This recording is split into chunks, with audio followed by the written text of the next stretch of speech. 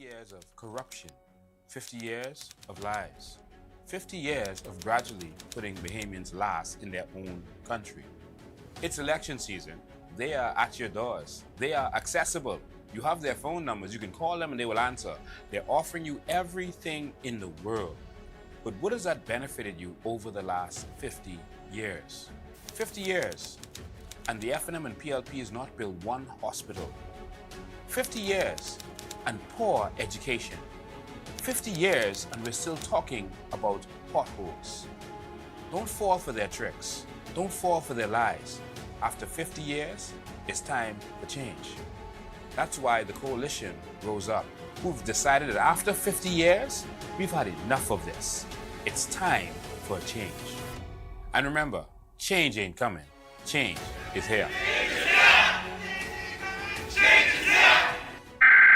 We interrupt our program to bring you this important message from the COI.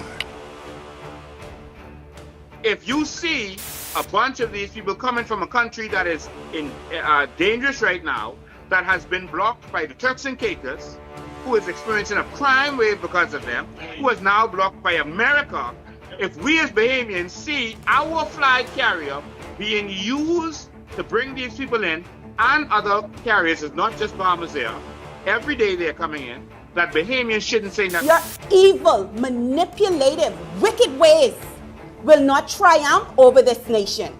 Our country's under invasion. We can fix that. Dude deported out of the country, and then the next day, he fell, approve a work permit for him. This is the kind of nonsense that's going on in this country. That's why America has a problem. 20% or less of that is actual Bahamians. So we're being outnumbered by birth and by persons flooding into our country. And Bahamians are sitting back and letting Pintard and Brave Davis sell this country out. This is the last election we're going to have the majority. Unite, Bahamians, unite! If you are afraid to stand up and fight for this country, you are going to lose it.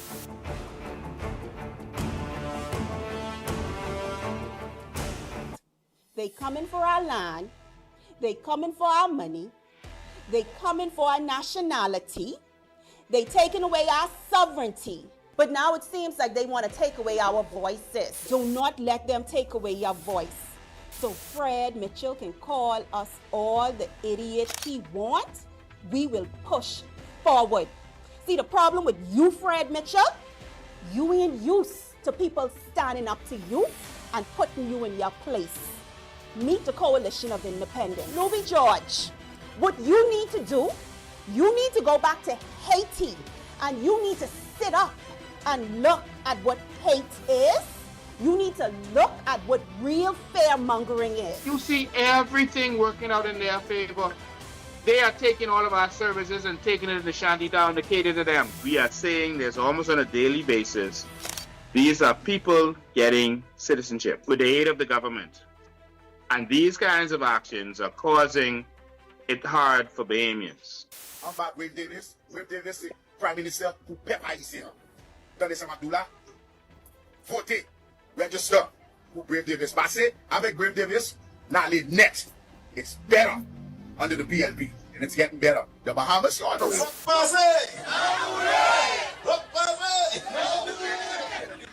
Let me just say that I have always been a part of this community. And there's no accident I know how to do all the dancing. Because you are me and I am you. And I'll be here with you always. I don't call you all, no, you all are not Haitians, Bahamians. You are Bahamian, and your origin is Haitian. Mine too, and many of us. We have to stay apart for now so we can be together later.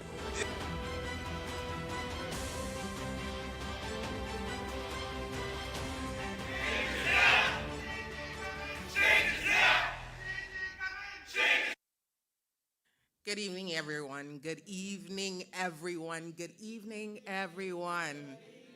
Wonderful. I am so happy to be here at the Coalition of Independence's headquarters Hey, if you're listening to me, come on down. We're waiting for you. We want to see you. We want to hear from you. We're here at the headquarters, and we're having an exciting lineup today. Is anybody excited about what's happening today? The lineup is going to blow your mind. It has already blown mine in the back there. I came out here, and I'm like, wow. I'm still wowing, and I would have had the information in a little while now. So it's good to have you all. Welcome, welcome, welcome to everybody in social media land, YouTube, Facebook, all of our platforms. We are happy to have you. Could we please stand? And we'll have the opening prayer by our national chaplain, Mr. Kirk Farrington. He is the candidate, the ratified candidate for Southern Shores, and he's Southern Shores in the house. Well, we're all Southern Shores today. Southern Shores, where are you? Yeah, so you're welcome, Mr. Farrington. Come on and open us up in a word of prayer. Thank you so much. Good evening, everybody. Shall we pray? Most kind, gracious, and eternal Father, we thank you for your wonderful works amongst us. We believe and we know that it is only by your might, only by your power, that we accomplish the things we set forth to accomplish. And so we sanctify this time, we sanctify this moment, we sanctify this event unto you. We know that you have chosen this movement, and you have chosen this movement to bring forth your perfect will in this nation. And so we thank you. We go forth with faith, believing that the work is already done, and all we're doing is giving you thanks. We praise your wonderful name for your seal upon this organization and all its leaders, all its followers. We place your seal, your covering upon us all, as you bring us and you lead us by your Holy Spirit and by your power. Thank you now for your anointing that covers each and every candidate, even now. Thank you for the protection, the seal around their lives as they go from day to day. Thank you that no weapon that formed against them shall prosper. Thank you that they are covered, they are protected, for you have assigned angels with flaming swords of fire to guard their personage. And we thank you for it now. And we place our lives into your hand as people that you have chosen for this time and season. Let your will be done. Let your will be done. Let your will be done, that no man can say that they had a hand in what you are doing. We bless you and we honor you now for your will being done, even through this organization and through this people. In Yahshua's name we pray. Hallelujah, hallelujah.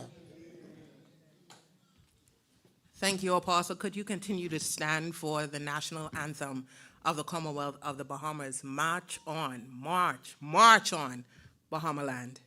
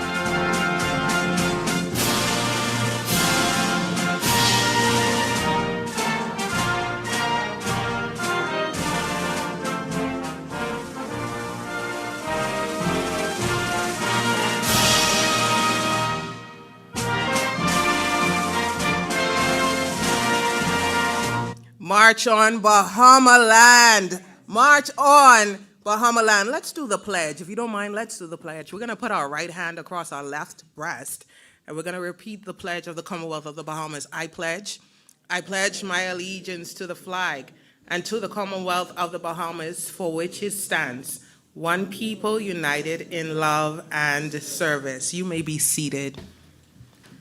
Look at the person to the left or the right of you and tell them how beautiful they look or how handsome and dapper they look. You look amazing. You look lovely. You look beautiful. I'm happy to see you. Yes. Yes. I love the smiles in the place. I love the smiles. I am going to now read the bio of our candidate who is going to be ratified in just a few minutes.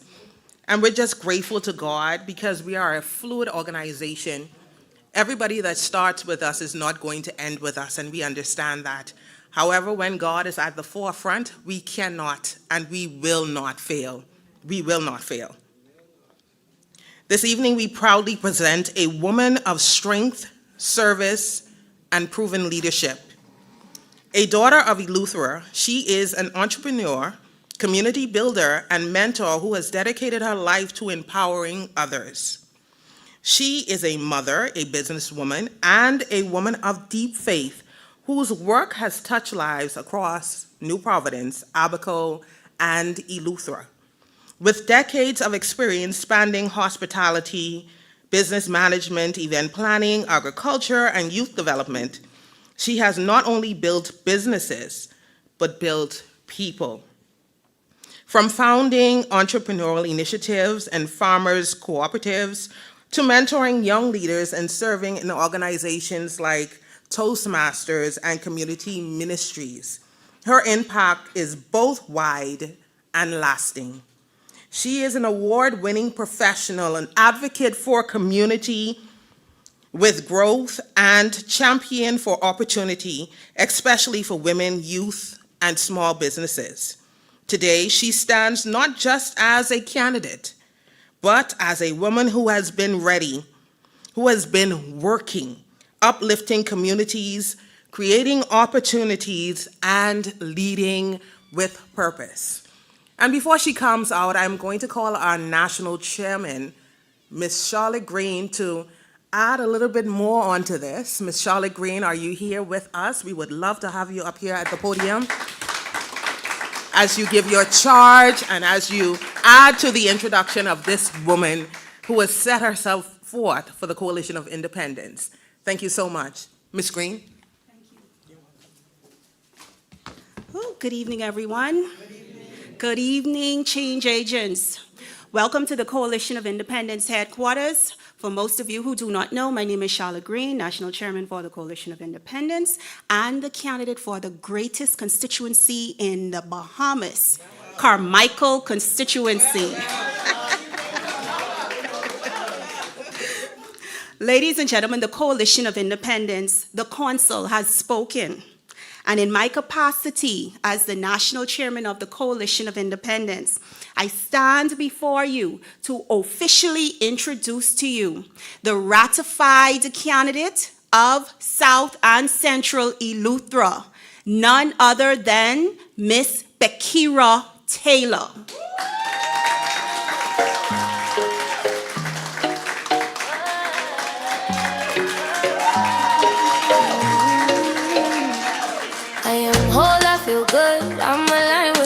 Ms. Bekira Taylor, on behalf of the Coalition of Independence, we are grateful to have you as our official ratified candidate for the great constituency of South and Central Eleuthera. Welcome to the family of change.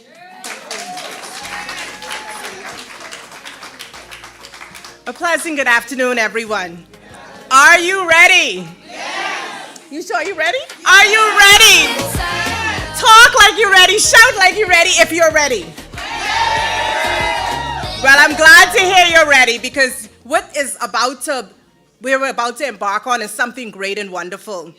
I want to say a special hello to everyone here, especially the constituents of Eleuthera, the North and the South and Central constituents. It is a pleasure and honor to be here in the capacity as the candidate that's been ratified for South and Central Eleuthera. I want you all to know, this is not by accident or chance. God himself is behind this. If you don't know now, you'll find out later.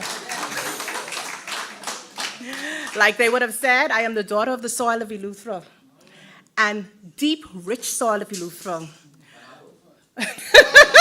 Exactly. My grandparents and all of my great-grandparents are from Eleuthera. My husband is also from Eleuthera as well. So I am here to be able to represent our island as best as I can. Even though this is something that has just transpired, I want you to know we have key initiatives already that we have set up for our island. And we're able to do that because we live there. I live there. We know the needs of the people there. We hear their cries every day.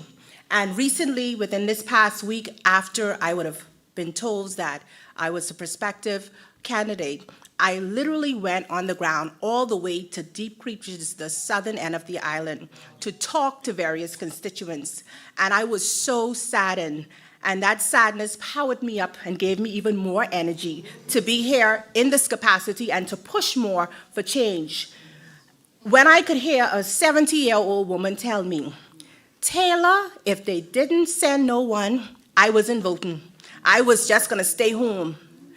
Can I tell you, a 50-year-old man said to me, I don't care who they did bring for the COI, the cat, the rat, or the bat. I was going to be on board with that person. But when they saw it was me, they said, hallelujah. And they said that because they know what I stand for. They know what I've done. They know where we come from and where we could be. Eleuthera is a rich island. A rich island. We are a jewel of the entire Bahamas. Not to step on anybody other island toes, but it is what it is from my perspective. And I can Ryan Island, and I can tell you, the people of Eleuthera want better. They need better, and they deserve better, and that is why I am here as a voice to assist and help make that change. Ladies and gentlemen, I want to tell all of you, this is not just about telling the people of Eleuthera, but everyone in the entire Bahamas.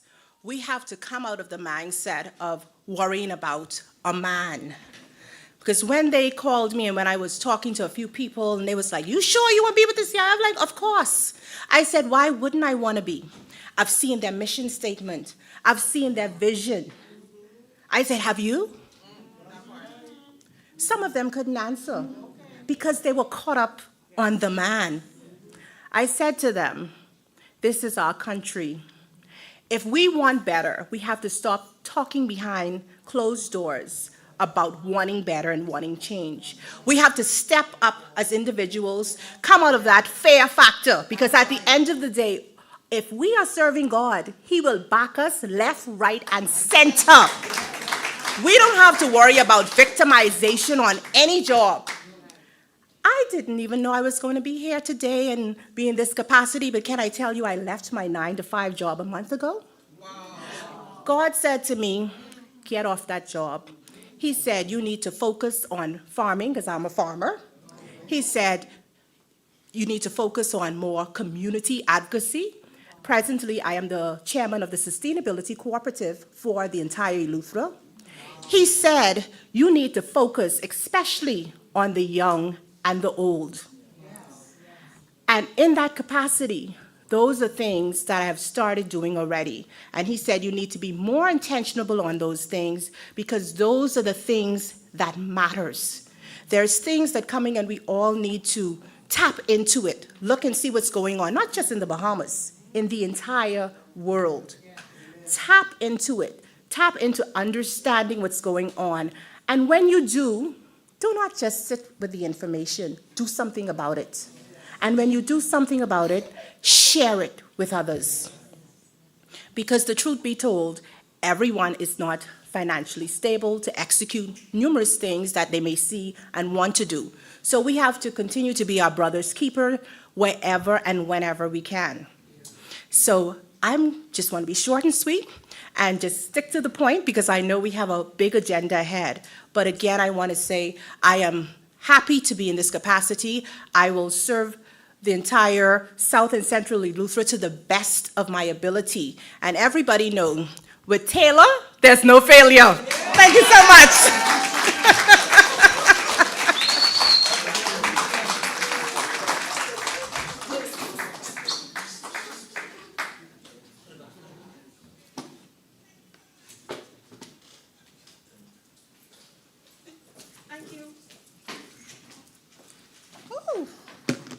I see we a little anxious there. I am too. I'm ready for us to get into the release of all of our vision for the New Bahamas. And we are going to close this ceremonial. That was quick, hey? That was quick. How many of you in here so far are pleased with the candidate for South Central Eleuthera? But guess what? It was the council members that chose her. So give yourself a round of applause. So ladies and gentlemen, I'm going to close this part of the ceremony out by making a statement. And this statement is a call to order to all of our fellow Bahamians here in the Bahamas and our diaspora abroad. My fellow Bahamians, I speak in the capacity as the national chairman for the Coalition of Independence. We have dedicated our lives, not my life, not his life, but our lives, to defending the sovereignty of this nation that raised us, shaped us, and taught us. We have stood firmly for equal rights, for justice, for dignity. Some of us were arrested, thrown in the gallows. I can call it the gallows because I've never been in jail before. And for the dignity of the Bahamian, our country. The Bahamas, yet, even in this noble pursuit, there are those who will oppose us, who will resist the very idea that a better Bahamas is possible. The vision we set forward is not empty talk, and you will see that tonight. It is thorough, intelligent. It is a plan to rebuild our nation into one we can truly be proud of. A Bahamas grounded in integrity, strengthened by accountability, guided by transparency. At the heart of transformation is the creation of our sovereign wealth fund, a foundation of security for our people. It will be the pillow upon which the weary can finally rest. The provision long denied, now delivered. Watch tonight. The inheritance of the Bahamian people finally returned to its rightful owners. For 53 years, administration after administration has withheld that inheritance, my fellow Bahamians. The wealth of this nation, cultivated by the hands of our forefathers, nurtured by generations, has not been equitably shared. But guess what? That ends now. This is the moment we step into a new dimension of governance. This is the birth of the new Bahamas. I hope you're all excited. With general elections approaching at any time, I urge every citizen, register, prepare, take this moment seriously, because this is not just another election. This is a defining hour. Our nation is under threat, not by force, but by policy. Tonight, we will be having policy discussion. Our nation is under threat by negligence and by a failure to uphold the Constitution of the Bahamas. The rights of citizens have been sidelined. The contributions of Bahamians have too often been redirected for political expediency. We must correct this course. Let me be clear, my fellow Bahamians. We are a nation built on laws, on order, on respect for all people. We do not discriminate. We welcome humanity with compassion, but we will not compromise.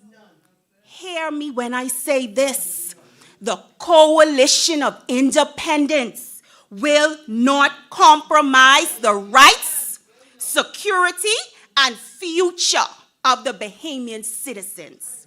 A nation must always be governed by those who are fully committed to its people, its future, and its identity. Do not feel ashamed for fighting for your country. The Coalition of Independence will be a government rooted in integrity, guided by principle, and anchored in moral responsibility. We recognize the spiritual foundation upon which our nation stands, that we are accountable not only to the people, but to a higher authority. And in that understanding, we will govern with humility, justice, and conscience. Every Bahamian will have the right to determine their own future. Every citizen will be respected, and every decision made by our administration. You all hear that? Man, you all didn't hear that, man. Our administration will be done with the awareness that we are stewards and not owners. So today, the choice is yours. Some may hesitate. Some may feel bound to tradition or loyalty to systems that have divided us for so long. But I ask you today, when you all then listen to this vision, all of our viewers, when you already have listened to the vision, I ask you, choose not for the past, choose the future. Choose for your children. Choose for your grandchildren. Choose for the generations to come. This election is not just about leadership.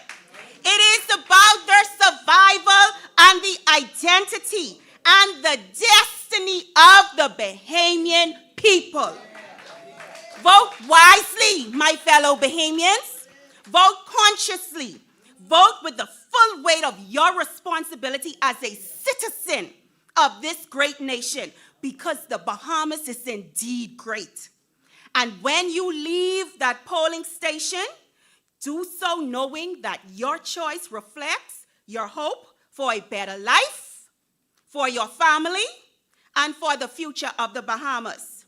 In closing, I encourage you today, vote for the Coalition of Independence, a government called to restore, to rebuild, and to return power to the people. Change is no longer coming. It's here. Let us embrace it together, and by the grace and the guidance of the Almighty God, we will endure, we will prosper, and stand strong as a truly independent, self-determined nation. My fellow Bahamians, may God bless the Commonwealth of the Bahamas and its people, and of course, the Coalition of Independence.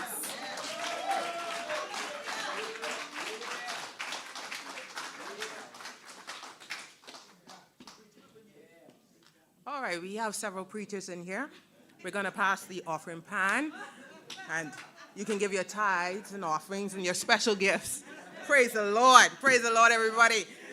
I am so proud to be a part of the Coalition of Independence. I don't know about you. I am so proud because change ain't coming. I definitely want to say congratulations to Taylor. There is no failure with Taylor. Well. Everybody has the best constituency, so let me talk about the great Garden Hills, okay? Garden Hills, we are rising. We have South Beach in the house. We have, you only want chip? We have South Beach in the house, Southern Shores, Tall Pines, Nassau Village, Golden Gates. What else we have? We have Seabreeze in the house. We have Kalani in the house, in my face. We have Bamboo Town in the house. We have Pinewood. We have St. Anne's in the back. We got Golden Isles in the back. We got, listen, everybody in the house. Now, if you ain't in the house, something wrong. There's a seat for you. There's a seat. We're waiting. We're so proud of our candidate for Central and South Eleuthera. Thank you for coming on board. We believe that it is a God thing, and we join in with you. We support you. We celebrate you. Let's do this thing now. Boots on the ground. Yes, yes. And those of you in social media land who have not seen your candidate and you've been crying and asking, where is your candidate? Please feel free to put a message under the chat and we'll find you. Your candidate is going to find you. We are on the ground. I don't want you to think we're slacking off. We are on the ground. We are working. Some people work well into 9, 10 o'clock in the night. Could you believe that? No, because we're fighting for change. So you got to do what you got to do. You gotta walk. You gotta do what you have to do. Like Mr. Bain said, we'll rest at the finish line. We can just do a dive, like Shawn A. Miller. Yeah, and then when we finish, we finish. So I'm gonna call, without further ado, our leader, Mr. Lincoln Michael Bain, who is going to talk to us about this exciting time. Oh my goodness! I hope you all are listening. You're about to take notes because we're going to talk about our first 100-day plan. First, listen, no other organization, no other party, red, yellow, whatever color they want be red, blue, whatever. They have never come up with this visionary genius. Listen, this is beyond me. 100-day plan. So as soon as you hit the floor, we're not asking any questions. We have the plan. We have written the vision and we've made it plain and we're going to run with it. Yes, yes. How do you feel about that? How do you feel about that? Change ain't coming. Change ain't coming. Wonderful, wonderful. Mr. Bain, we're waiting on you. You can come and you can share about what the 100-day plan is all about, because I know people in social media land and all over who's listening want to know. What are you talking about? 100-day plan? We've never heard that. We never heard it from the PLP. We never heard it from the YAFN. This is something major. This is something major. And you have to have a genius leader to come up with something like this. I am honored to serve under this man, this great man who is visionary, who is genius, who speaks from the heart. I know why you have the iPod out today, but he's going to be speaking from the heart. Our Minister of Immigration, the leader of the New Bahamas, Mr. Lincoln Michael Bain.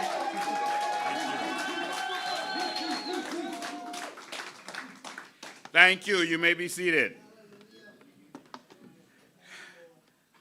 I just want to say thank you to all of you who have showed up, who are here. Thank you for your support. They brought out the presidential microphones and set up. I think they sent this all the way from Washington. I just want Trump to know that you ain't getting this back.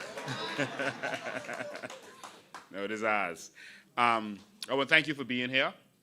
This is an historic occasion. This is an historic occasion because today, the Coalition of Independence becomes the first political party in this country to release a 100-day plan. This country has never been about plans. It's been about manifestos, which are just bullet points. We could do this, we could do that. But we launched our campaign last year sometime. What was that, March or April? In March, we officially launched our campaign. I hear the news, they don't seem to get things right when it comes to us. The news is saying that 2 parties have launched their campaigns. Well, we launched our campaign and we were sitting waiting on them. And so we went to the Fusion Superplex. But we didn't do it the normal way they do things. We didn't go out there with bear and chicken and partying and telling everyone to twerk and dance. We went to the Fusion Superplex and we gave the people Vision 2030. The first time a national vision for this country has been presented to the Bahamian people. It has never happened before. And so Vision 2030 is a real plan. It's not a manifesto with bullet points. These are plans that are 50 pages long, 80-something pages long. We're showing you what we're going to do and how it's going to be done and when it's going to be done. And so that is how we launched. And so for the media who might be watching this today, we want you to know that we've already launched. We were sitting down waiting on them. And we're glad that they've finally caught up because the election is now 4 weeks away. And so it's really 5 weeks because it's going to go into May, but the advanced poll will be the week before. So that's the start of election. And so in 4 weeks, This is it, y'all. This is it. In 4 weeks, this is it. It's Judgment Day. Judgment Day for this government and the opposition. Judgment Day for the PLP and the FNM. It's Judgment Day, y'all. It's time for the Bahamian people to judge whether they feel that our healthcare system works, whether they are satisfied with our hospital system, to judge whether you are satisfied with our education system. It's time to judge them on that. Not just the PLP, but both of them, who have worked together to get us to where we are. To judge whether our roads are done properly. And I want you to know that paving a road is not fixing a road. Putting tar on dirt is not fixing a road. It's not really paving a road, because as soon as the dirt moves, the road moves. And that's why we have potholes. But we need to put properly engineered roads in place. Of course, we'll talk about that as we talk about more of our 100-day plans. But ladies and gentlemen, it's time to judge them. You have to judge on whether we have really seen progress in the last 50 years. And we don't have progress. The only little small things that you could see is stuff they made money from. Giving contracts to their cronies to build one clinic here. Giving contracts to their cronies to patch up some roads there. We have not seen any real progress. We need a country that's going to move forward, and that's where we are. And so it's time for you to make a choice. 50 years forwards or 50 years backwards. So that brings us to today. Today we see all of these people coming with money and throwing it at the Bahamian people so that they can make more money. I don't want your minds to bash them, throwing your money back at you that he stole from you from that machine, because they can determine whether the machine pays out or not. That's why I call it that. Don't be impressed with that. Don't be impressed with people who pay off politicians to legalize what is wrong. You can't pay to make wrong right. And you shouldn't pay to make right wrong. And so don't be impressed by that, or you can curse your own country. Watch what you do in Bahamas. Are you satisfied with the state of illegal immigration in this country? No. If you are not, then you cannot vote for the PLP or FNM, because both of them did it. If you are, then vote for them. If you like your hospital, vote for them. If you like your roads, vote for them. If you like the price of your electricity and water, vote for them. If you like the fact that some islands don't even have regular electricity and water, then vote for them. This is an easy choice. This is an easy choice. If you want more of what you've been getting, then you vote for them. How easy is that? But if you want something different, you got to vote for something different.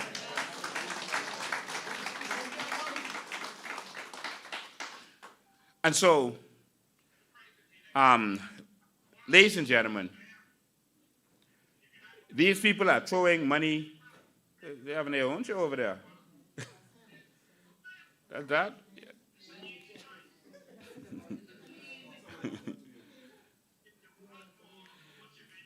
And so, ladies and gentlemen, it's time. Let's not be impressed.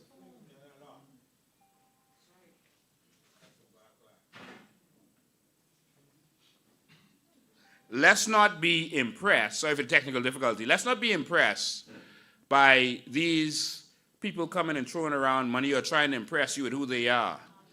Our people were doing some research on Rick Fox for a couple of days, and we ain't find nothing with sense there. I'm sorry, but I gotta be straight, because I don't want Bahamians to keep getting hoodwinked and bamboozled. We put a list together of companies he's been involved with. We don't see where none accomplished nothing. We saw one company to make games All these years later, not one game made. Nothing, just go on their website and look to see what they have done. Just a bunch of hype and talk in the beginning, money raised, and then everything disappears. Bahamians, I don't want you to be impressed with the hype. We saw this Patana company, and we went online, and we searched to see if they had actually done anything. We saw an article they have on their website that says that they made a deal with Abu Dhabi to build Patana's headquarters there and to be able to start creating their building blocks and whatever it is they do there. We didn't see that from Abu Dhabi, but we saw that on Patana's website. We don't see it nowhere else. And all these years later, they said they were going to start production. The headquarters, the major headquarters would be built, finished in I think it was early 2025, and that they would start building and putting out this stuff, producing. Nothing. No update, nothing. And so it seems to be a bunch of scams and flams. But if you look at their website, and they're actually talking about where they have created a huge customer base, and they name some places. Abu Dhabi, where we don't see nothing happening. And guess what they name after that? Bahamas. That's on their website. So they've built a huge customer base. Boy, I wish this was one of them lives I could sit down and go to that computer and show you all. But you all go to patana.com, and then you look, and you will see where they said they've built this big customer base in the Bahamas. That's fraud, Rick Fox. Rick Fox, you need to explain what you're talking about. Because not one, I don't know if you have any customers here. I don't know if you building any, have built any houses here. I don't know that you all have sold one house. But this is how we see what's going on. I just got to be real before we get to what we come here for, to let you all see how they're trying to do their funny tricks and politics. Don't fall for that. We look for assets. We don't see no asset the man have. We saw one in a 2-bedroom apartment he had in 2004, nothing after that. 2-bedroom apartment. We have the address, we have the pictures of it. A 2-bedroom apartment, and that's it. This is not to down him, but we are tired of people coming and showing up pretending they about us when they really about them. We tired of the MPs going in there broke with intentions to get rich. Not that you can't, any Bahamian could run for office. You could be broke and run for office, but if your intention is to have a come up on the Bahamian people, you're in the wrong place. Go back to Canada. Because all we see is liens, and we got the documents, and these liens coincide with you coming back to the Bahamas, and so we want to know what's going on there, all right? And so no more funny business. Now, I could say more, but I could leave that there. But notice he ain't responding to me, because he know why. But we can open that book another time. All I'm saying, Bahamas, is it's time for real change in this country. I am calling on the leaders of the PLP and FNM to debate, to come forward and let the 3 parties represented in the House of Assembly debate. Let me say it again. I am calling on Philip Rave Davis, Michael C. Pintard, and Lincoln Bain to debate before the Bahamian public, to answer questions about our vision for this nation, to answer questions about our stance on the issues that affect this nation, to let the Bahamian people know where we stand and where we are willing to go, to show that we are competent and capable of leading this nation, to show that we have put thought into this. And so we're calling on them. And that's why we started our campaign, not with no rallies. We started with Vision 2030. And we continue today. As we told you, we're going to start releasing our plans, our first 100-day plans. You all ready? Yes. And so the thing with us, we don't do just a little bullet point thing. It will be difficult for us to do a 100-day plan that deals with every single area in one document. All right? Because it wouldn't be legitimate. It'll just be some stuff saying, okay, we could do this, and we could do that, and we could do that. No, no, no. We have produced a 100-day plan, and you can go to our website right now, and it's on there, coalitionofindependence.com. Independence is spelled with a TS, not CE. Coalitionofindependence.com. And you can see our vision. And so as we're talking, you can follow along in what we are talking about. And so we have a flip book right there that you can flip through while some of our candidates are talking to you. We doing this big, y'all. And so what we wanted to concentrate on first, because we can't do everything in one sitting to show every area, what we wanted to concentrate on first was the areas that you are most affected in. And so we wanted to show you when we get in, within the first 100 days, this is what we're going to do. And then this is what we're going to do. And then that is what we're going to do. And we're going to show you how we're going to do it. Okay? And so, ladies and gentlemen, today you're going to hear from a few of our candidates who are going to be presenting to you, a few of our shadow ministers. First is going to start with me. I'll start this thing off. We're going to be talking about our 100-day plan for immigration. Y'all ready? And this is going to be class in session, y'all. I'm going to put it up on the screen, and we're going to talk from on the screen. We ain't doing this the normal way where they just talk some speeches and say some stuff that has no meaning. Class is in session. And I just want you to know, when we take over, all of our classrooms is going to have the screen like what they have on CNN, where the teacher could go there, she could draw on the screen, do what they have to do. Digital. Chalkboards are so...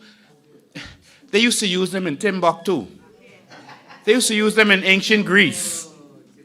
No. We moving past that to where the child could be on a tablet doing work and could send up their answer and it pop up on the screen. Oh, we could do some different things, y'all. Y'all ready? We going into the future now. 50 years forward. So first we're going to deal with immigration. And after we deal with immigration, we're going to deal with our other issue that is plaguing us, healthcare. Our 100-day plan for healthcare. And so the COI won't be around here talking with days left before the election, talking about how we're going to build a hospital. We're going to build a specialty hospital. No. From day one, it starts. On day one, we're going to start the process, and we're going to show you. Of course, you can't build a hospital in 100 days, but we're going to show you what we start and how the process begins. All right? And so our administration is not going to be what happens on year 5. It's going to be about what we do in year 1. You see how Trump came in, and every day he was signing executive orders? That could be us. Next, you're going to hear from our upcoming Minister of Finance, decent, qualified, honest young man. And you're going to hear from him on the cost of living, the next major problem we have in this country. And we're going to give you our 100-day plan on how we are going to reduce the cost of living. So you don't have to be paying $1,500 for one bedroom no more. So you don't have to be paying so much for groceries no more. And gas at the pump. There are solutions. Quick solutions. Short-term solutions. But I want you to understand that what we present to you today is the short-term solution. Of course, we have the long-term, which is you can go to Vision 2030 and you can see the long-term. But we're presenting to you what we're going to do now. What we're going to do from the very beginning. And so you're going to hear from him on that. After him, you're going to hear from our new ministers of energy and natural resources. That's Graham Weatherford and Brian Rule, qualified men, on how we are going to reduce the cost of energy. And it can be done. And then we're going to hear about our land, Crown Land. Our 100-day plan to issue Crown Land to the Bahamian people. You all ready? Who's ready for their land? well, normally crime line comes under the Prime Minister, but we're going to allow our chairman to present the plan to you. And so how we're going to do this is, it's going to be a sit-down session. Of course, we're going to let our deputy present here, and then it's going to be a sit-down session where it's conversational. Some of them might get up and go to the screen. Some will say, class in session. We doing this different. We ain't them. We doing this different. All right? And then at the end of this, we can answer all of your questions as we come back. But ladies and gentlemen, it's time for something new and something different. I'm ready for a country that works. I'm ready for a party that's ready to govern from day one. And so those are the items we're going to cover today because of time, of course. And then, of course, we'll be back to you all shortly with more. Now, I want all of you to know and understand that election is upon us. We need your help. Come forward and help us. Go to your candidate, help them walk, help them go door to door, help them touch the Bahamian people. They're out there now, they're walking. You can go and assist them. If you want to help us work the polls, how many of you know we got to watch them polls? We need you to come and help us to watch those polls. All right? Because you all know they up to some funny business. This registration system is not working properly. All right? And at the end of the night, of course, we gonna sing a little happy birthday for our candidate. Y'all know it's her birthday. South and Central Eleuthera, Central and South Eleuthera. It's her birthday today. It's her birthday. It's actually tomorrow, but we celebrate it today.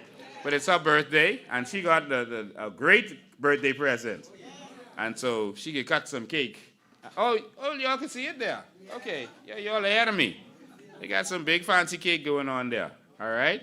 So everyone will get a taste of it. Who can't taste it can smell it. But ladies and gentlemen, I just wanted to say that it's time to do things differently now. And so we're going to run this country like a government. All right? And that's why we're presenting to you our plans for the first 100 days. So, ladies and gentlemen, I will start with immigration. This is something I've been fighting for years. And we want the Bahamian people to know and understand what it is we plan on doing. And like we said, you can go to our website and you can follow along as it relates to what it is we're going to be doing. We want to show you how serious we are about this.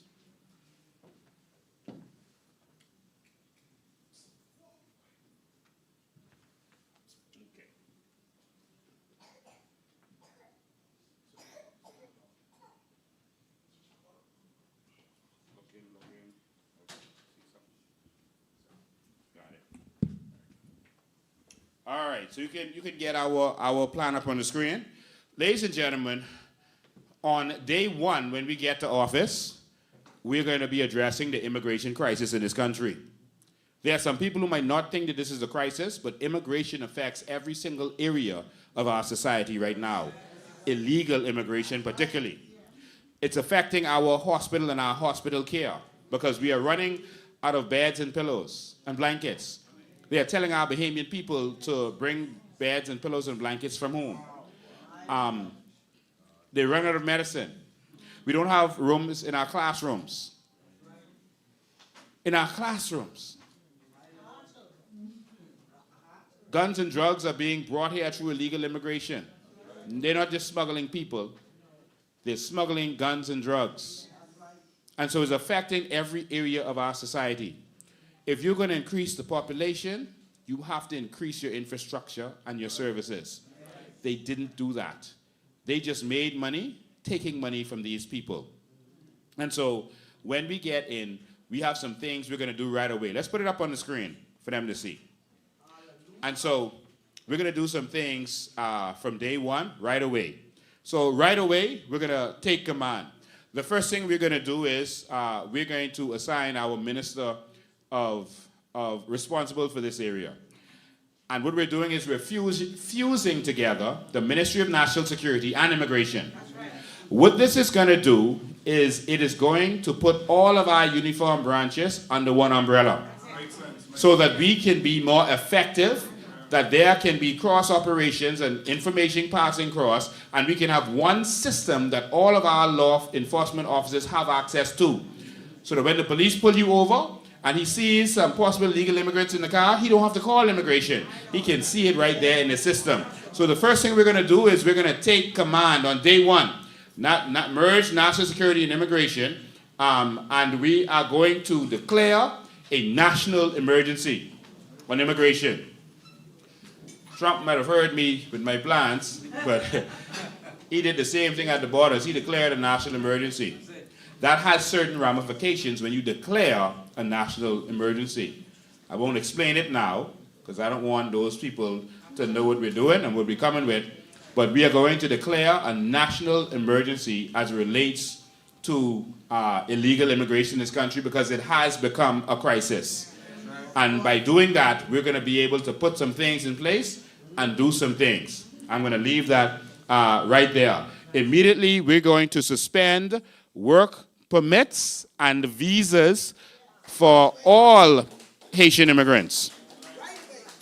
One of the main reasons we have to do that is because their government does not exist, so how are they getting papers? How are they getting documents in order to qualify for these things? And that's why a lot of fraud is happening. But the government allowed it to continue for all these years, and now they are saying that they're going to stop it. Of course, we know that ain't true, because election is coming. But you have already allowed us to be overrun and flooded. So we're not entertaining that, but we're going to do that. We are also going to stop all of the flights from that place. And we are going to do that by stopping the visas, because now it won't be a reason to jump on a plane. You can't jump on the plane because the visa is going to stop. And this is one way that we're going to make sure to do that. So from day one, these are some of the things we're going to put in place. In day two, we're going to set the legal reset. We're going to open a 30-day amnesty period. And that's for biometric registration. The reason we are having the reason we are having an amnesty period is not to help anyone in any way. It's not to be soft on immigration. It's to be hard on immigration. We are giving you a chance to come to us. I remember when I first joined the police force, there were some police officers, they was rough, boy. One of them was Oscar Sands. Y'all remember him? Another one was Lincoln Cartwright. Lincoln, say that's his squaddy. Lincoln Cartwright and Oscar Sands and these fellas, they'll go to a fella and they'll say, listen, go to the police station. When I get there, I will meet you there. Don't let me have to come looking for you. And fellas then would be there in the station waiting on them. Because back then, them fellas didn't play. And so what we're going to say to them is, listen, we need you to turn yourself in. Don't let us have to come looking for you. If we have to come looking for you, there will be weeping and gnashing of teeth. But if you come, you save us some money, some time, save our immigration officers from having to run behind you, then we can work with you. Meaning, the same thing that they did in America. They said, okay, you turn yourself in or you go home voluntarily, you will have the opportunity to come back the right way. All right? And some people say, no, they committed a crime, don't let them come back. But listen, we entertain them. We let them do our grass. We let our politicians let that happen. We are sitting down and allowing it. And so we have to find a way that works. And so we're going to tell them to come in. That saves us a lot of time and effort. We're going to register them with biometrics. If you already have a job and someplace to live, then we send you home. All right? And this happens from the first week that we get in office. All right? If you have a job, and you have somewhere to live, you can stay. All right? And you can't be doing a job to compete with us. But other than that, you go home and you wait till you find a job and a place to stay, and you can possibly come back. But if we have to come looking for you, you're going to jail. You're going to do hard time, and you're going to help us build our schools, our libraries, our government offices, so we're not renting from Sebastian. And you're going to help us build our society. You can help us farm. And so, and you get 5 years hard labor, you can help us do what we have to do. Because you come here to work, right? Well, you go work. You just didn't get paid what you thought you'd get paid. And then we're going to send you home. And when we send you home, you're not going on our Bahamas airplane. You're going on boat. We're going to put you on boat, and we're going to send you home. You came on boat, you'll go back on boat. We will not use our Bahamas airplane to do that, all right? Next, on day 30, we're going to build the control system. We're going to launch the legal immigration portal for officers, employers, landlords, etc. And we're going to implement the Seawall Phase 1. What does that mean? We call this LIP. It's the legal immigration portal. The legal immigration portal means that, think about this. Everyone who applies for a work permit had to apply with the government, right? So we know who they are. So we need to have a portal to where we can see who is in this country legally and who they're supposed to be working for. Why don't they have that? Because they don't want it. They want to be able to just show one card that could be fake or could be real, and then you don't pay attention to who they're supposed to be working for on the other side. But the portal will have all of their information, and you'll be able to see who they are. Why is that important? Because when the police pull you over, he don't know if the card real or not. But if you're not if you have a card but you're not in that portal, you lock up. It's simple as that. Because we know who each of them are. All right? Next, we're going to have a portal because if you rent your place to an illegal immigrant, you lock up. If you hire an illegal immigrant, you lock up. You're going to pay a fine initially. After that, you may lose your business license. All right? Why are we saying this? This is a crisis. We are losing our country. What will the portal do? You see, you can't make a person responsible who may be renting their building to say that the document was real or not. But guess what? Every landlord will have access to that portal. And so if the person comes to you, shows you document, you have a duty to look in that portal. If the person is not in that portal, you cannot rent to them. That's your responsibility. And so this will help us to make sure that they don't have anywhere to stay. This will help us to make sure that they can't get a job illegally. We have to put some strong measures in place. But to make sure we protect our people from fraud, we're going to have a portal and we are going to be responsible. All right? So if the person is in the portal but somehow it was fake, then the landlord gets off. But that won't happen on our watch. All right? And we're using the blockchain so you can't fake nothing in our system. All right? And so officers, employers, everyone is going to have access to this portal to see who belongs in this country. Let me tell you something. There are companies with millions of people working for them. Companies. And they know every single person who works for them. They pay each and every one of them. All of them are insured, and they know where everybody is at any time in their system. Why we can't manage 200,000 people? Why? Google has 200,000 employees. They can manage each one of them. They pay all of them. Their average salary is $120,000. But yet our 200,000 people can't get their 100,000. Okay. Well, anyway, so that's how we're going to be responsible. We're going to start the Seawall Phase 1 in the first 30 days. That means we start to actually use radars. They have the radars now, but they intentionally ain't using them properly. We're going to put our fast boats, etc. out there. We're going to begin the process of purchasing boats for our immigration officers, etc., to make sure that these persons, the immigration has their own department, not depending on any other department, that they can go and interdict persons at sea just like ICE, that they can move around in this country like a real force. We're going to empower them like you can't believe, all right? And so we're going to put new headquarters for immigration. That little thing they have on Hawkins Hill paying rent to Brent Simonet, that's foolishness. They are going to have proper headquarters, like a police headquarters, because they are a law enforcement organization. They are not just for paperwork. They are a law enforcement organization, and we're going to make sure they have the proper base with their proper situations and base on Inagua, et cetera, et cetera. We're not going to spend a bunch of money on a bunch of those big boats. They spend hundreds and hundreds of millions of dollars on, $300 and something million on a boat. that always break down. That's a cruise ship you could be making money from. No, we're going to have bases along the islands, and we're going to have fast boats that can monitor, because you got to pass our islands to come up either way. And the fast boats will be able to go and get you because the base will be able to monitor through radar. If you happen to get past Inagua, you can get past Long Island or Exuma or Cat Island, etc. And we're going to be able to interdict you as you come across our shores. We can do. Y'all ready for change? We can do this. Let me speed through this. So that's 30. Day 60, we're going to move to enforcement.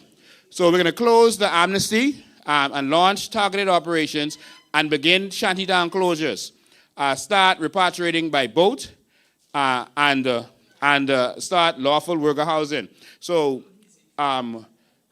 amnesty done. We starting to break down shantytowns. Everybody start going home.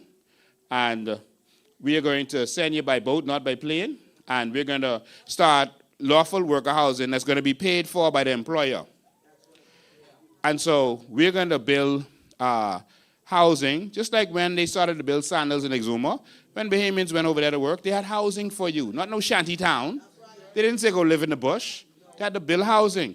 And so housing is going to be built, owned by the people, the Bahamian people, and the whoever is the employer have to pay. That coming out the salary. All right? Because you bring them in here, you got to make sure they have housing. You got to make sure they have insurance, and all of this is going to be started almost immediately. Insurance for the foreigners. No more free health care for them. Insurance. That's going to help pay for ours. All right? So all these things is going to happen, and so I just want to speed through this. Next, day 100, we're going to lock in the reforms. Bring the first immigration reform package to Parliament, and so by day 100 is what this said. Bring the modernized officers, publish the 100-day report and the next 12-month roadmap.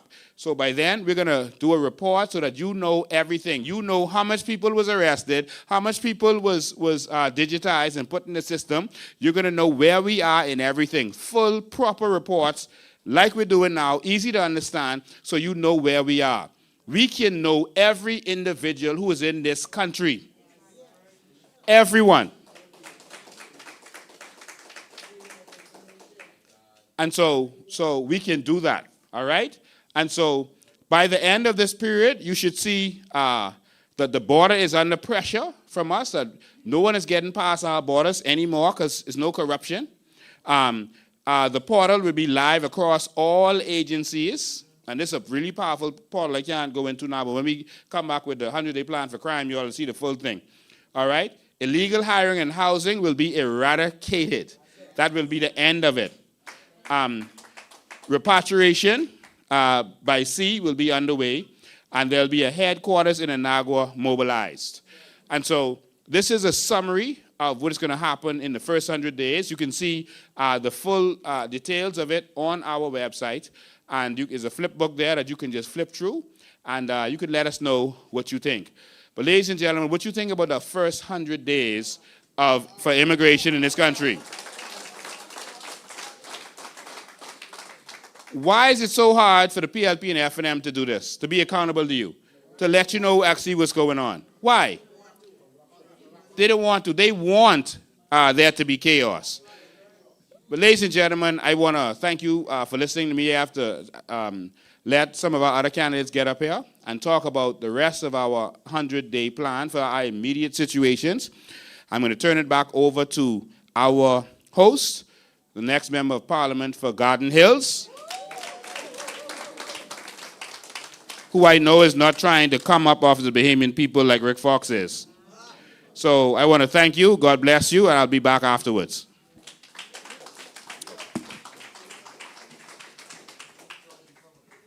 Oh, you're supposed to question me quickly. You want to do that? Okay, let's sit down quick. She's supposed to answer. Am I sitting in the middle? Thank you. Yeah, let me pull this back for you.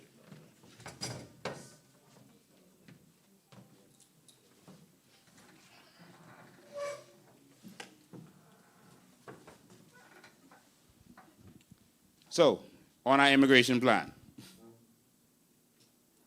We're on Yes. Could we get it back up, please, producer? Thank you. How do you feel about that, though? How do you feel about the 100-day immigration plan with our leader, Mr. Lincoln Michael Bain? Very exciting, very exciting. Congratulations. This is something new, and we all want to know more. I know people are hungry out there in social media land, wanting to know more, and you're just limiting it because we have other people to come on. However, the full details is right there on our website. Right, you know they like to hear your voice. I know. Yeah. I know. So we're just waiting for it to come up. Is anything out there stood out Okay, to go ahead. anyone? Behind you. It's so much. Class time, okay? Where are the teachers at? Because we have a lot of teachers in here, a lot of educators. School in session, like Miss Goldengate says. So what does it mean, close amnesty? What does that mean exactly? Launch target operations and begin shantytown But remember, closures. we're doing an amnesty period. It gives them a time to turn themselves in. All right? And so that's when, by the first 60 days, by the end of the first 60 days, we would close amnesty. So from day 1 to 60, you'll be closing amnesty, or you're allowed to come in No, for those by 60 day days. 60, that's what's going to That's happen. it. Yeah. And so what happens after that? After that, if you didn't turn yourself in, we come in looking for you. Okay. We are going to track you down wherever you are, because we are going to be on the job sites. We're going to be everywhere. Wow. We're coming for you wherever you are. If you show up to the clinic, we're coming for you. All right? We're coming for you wherever you are. This is so amazing. We are giving you a chance to turn yourself in. So that's the humane part of it. Turn yourself in. Let's do this properly, and we're giving you a chance. All right? If you don't tell me, don't show up to the clinic. We come into church. We come in wherever you are. Wow. We're going to come for you. So could you actually go into the Because you churches? don't belong in this country. Yeah. What we're doing is we're allowing you to come in and be regularized and Right. regulate yourself and have an opportunity to do things the right way. Right. All right? We don't have to do that. Correct. We can just go and lock you up. But we're giving you a chance to come in. So after that chance, that good, decent, godly chance, godly then chance. we're coming for you.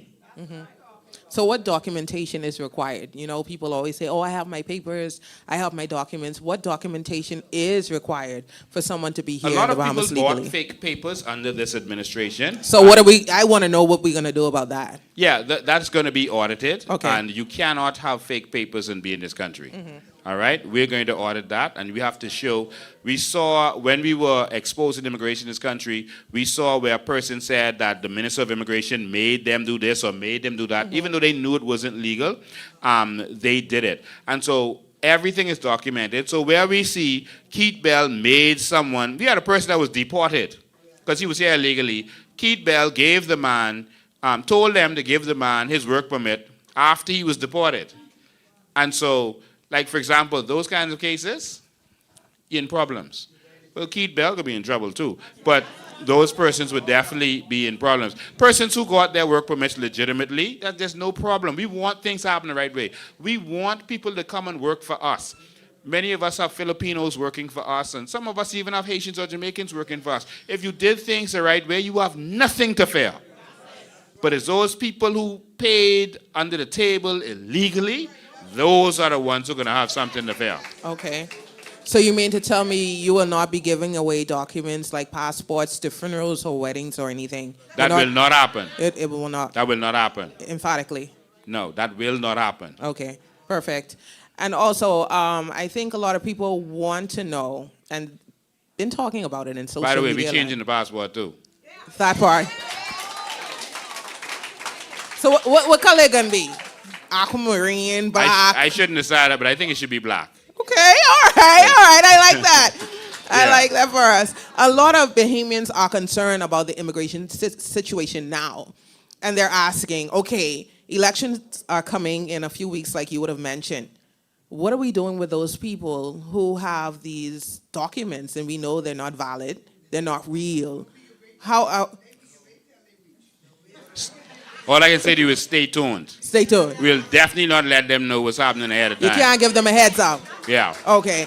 Yes. I love that for us. I love that for us. I'm looking at it. Week 1, open the 30-day amnesty. We have that. Close the amnesty on day 60. Bring the first immigration reform package to Parliament and modernize officers. What does that mean? So by day 100, all of these things would have happened. That don't mean it starts on day 100. That means by day 100, that's the finish. All right, so every of these days, that's what's going to happen by then. And so we have to do some things for immigration reform. We have to change the law. I should have said this. One of the first things we're going to do when we get in is we're going to make it so that no one else can be naturalized.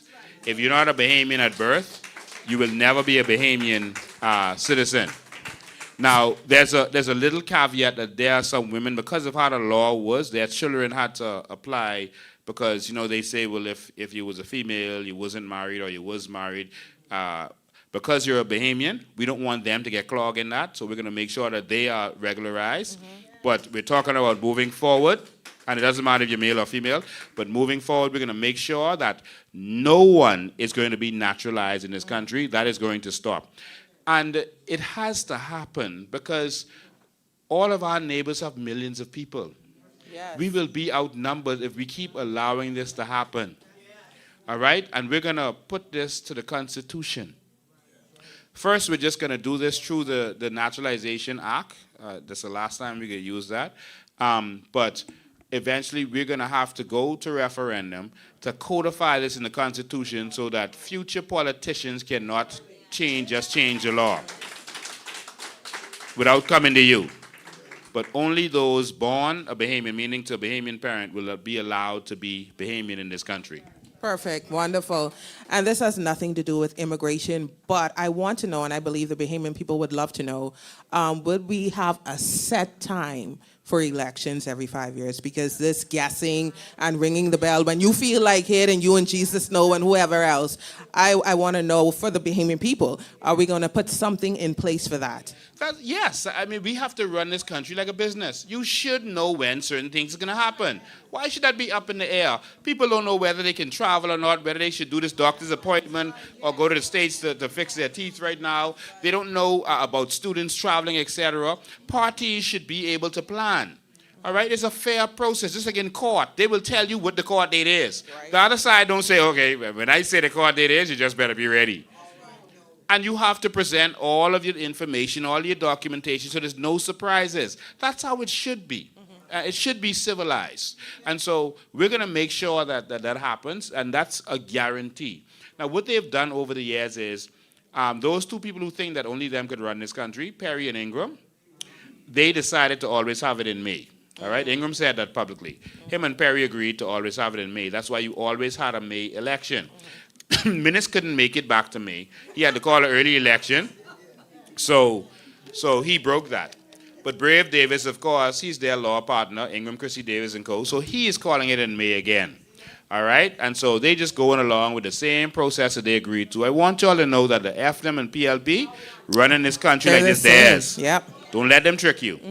And so we'll open for all the other questions at the end of this when we finish. But I really want to hear from some other people, all right? Yeah, I love having you on the show. Thank you. And I love being here. Thank you. Thank you. All right. Can we give him a round of applause, please, Mr. Lincoln Bain? And we're going to invite our deputy leader, Dr. MacGyver. I don't know if she needs the podium. Do you need the podium? She does. Could you slide that back? And I'll just sit right here behind her. She'll be fine. And we're going to talk about health care. How many know health care is very important right now? We're in a crisis in health care. It's a crisis at PMH. It's a crisis. Listen, all the clinics, everybody wants to know about health care. We're tired of bringing our pillows and blankets and all of that stuff. We're tired of getting wet in the rain because the water is coming in PMH. We're tired for the long waits.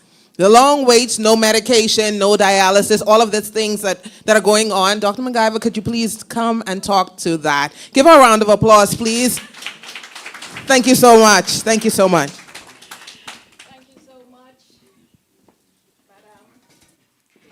Boy, Mr. Bain's talk on immigration, listen, that was revolutionary.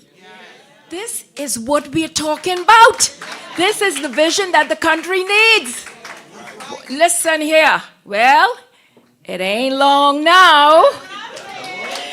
It ain't long now. I hope you saw the flip here. And look here, and Kalani, it ain't long now. You're going to get a new representative soon. Listen, Mr. Bain was correct. There are 3 issues that we are concerned about right now in this country in this election, and that is immigration, the cost of living, and health care. And let me tell you something. In my opinion, the PLP has failed on all 3 of them. And so for me, I don't see how they could possibly win unless somebody say unless they cheat. I really don't see it. Let me tell you all something. Oh, by the way, congratulations, Miss Taylor. I know you don't have much time, but based on what you said, you're a godly woman. And with God on your side, anything is possible. I believe you are going to win that seat.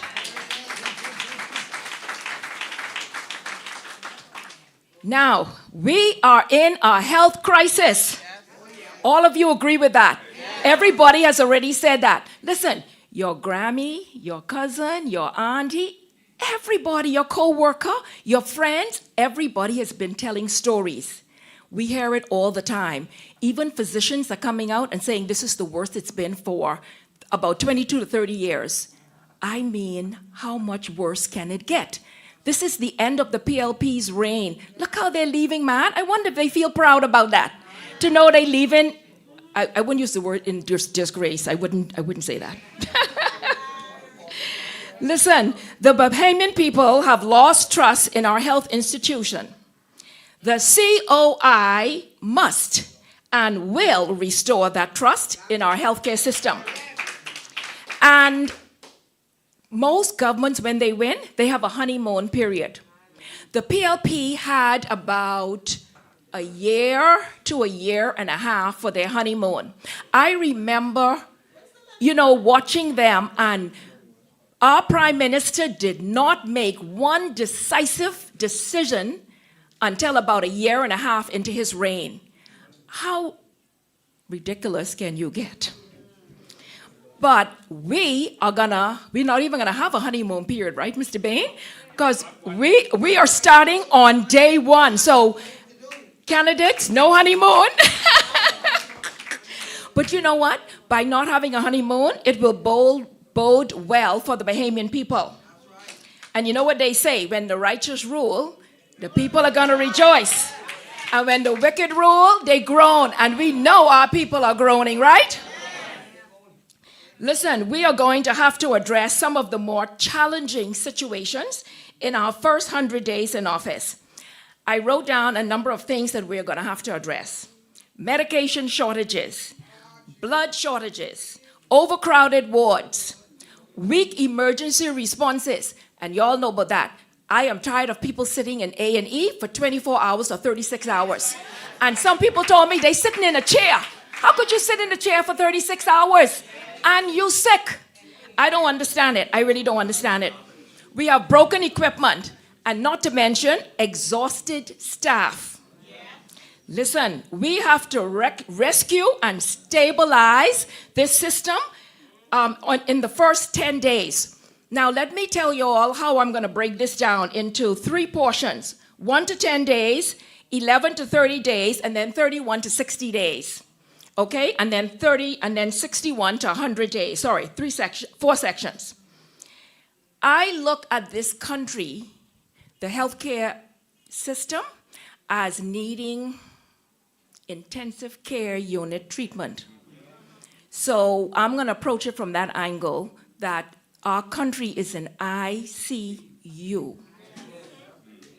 And when you are in ICU, listen, the first thing we're going to have to do, because you're in ICU, we are going to have a 24/7, we're going to have a recovery command center that's going to deal with all of the major challenges we have in our health system. Remember now, this is a 100-day plan. After we reach 100 days, the patient should be stabilized by then, and then we will make improvements. Of course, you can't do everything in 100 days, but it's to get you out of ICU. And secondly, we're going to audit all the medications. We need to know what medications we have. We need to know how many beds we have. We need to know our staffing levels. We need to know how many ambulances we have. And I also need to know how much equipment is in the hospital. So all those audits will be done. Now, as parliamentarians, our job is to table legislation to make policies better for the Bahamian people, right? So one of the things we're going to do in the first 10 days is table the Free Healthcare Transitions Bill. Now, what that's going to do, that's going to allow us to charge $50 on every tourist, whether they come by ship or by plane, to allow us to help in funding some of our costs in healthcare. Like I said, the $50 will underwrite national health care without burdening the Bahamas. Fourth, we're going to release emergency funds to critical suppliers and maintain contractors. The reason why we have to do that, as you know, the reason why the hospital is running out of medication, it is my understanding, it is alleged that they are not paying the vendors on time. If you don't pay a vendor on time, they're going to cut you off and you're not going to get your medication that you need, right? So that is what we are going to have to do. Now, we're here. That's right. The lady say no Panadol. How ridiculous can we get? So 11, now we are 11 to 30 days. Boy, the COI gonna have me working. I don't even know if I can get some sleep. But no sleep. No, Mr. Bain say no sleep. Okay, so 11 to 30 days, we're gonna implement phase 1 salary correction for nurses and doctors.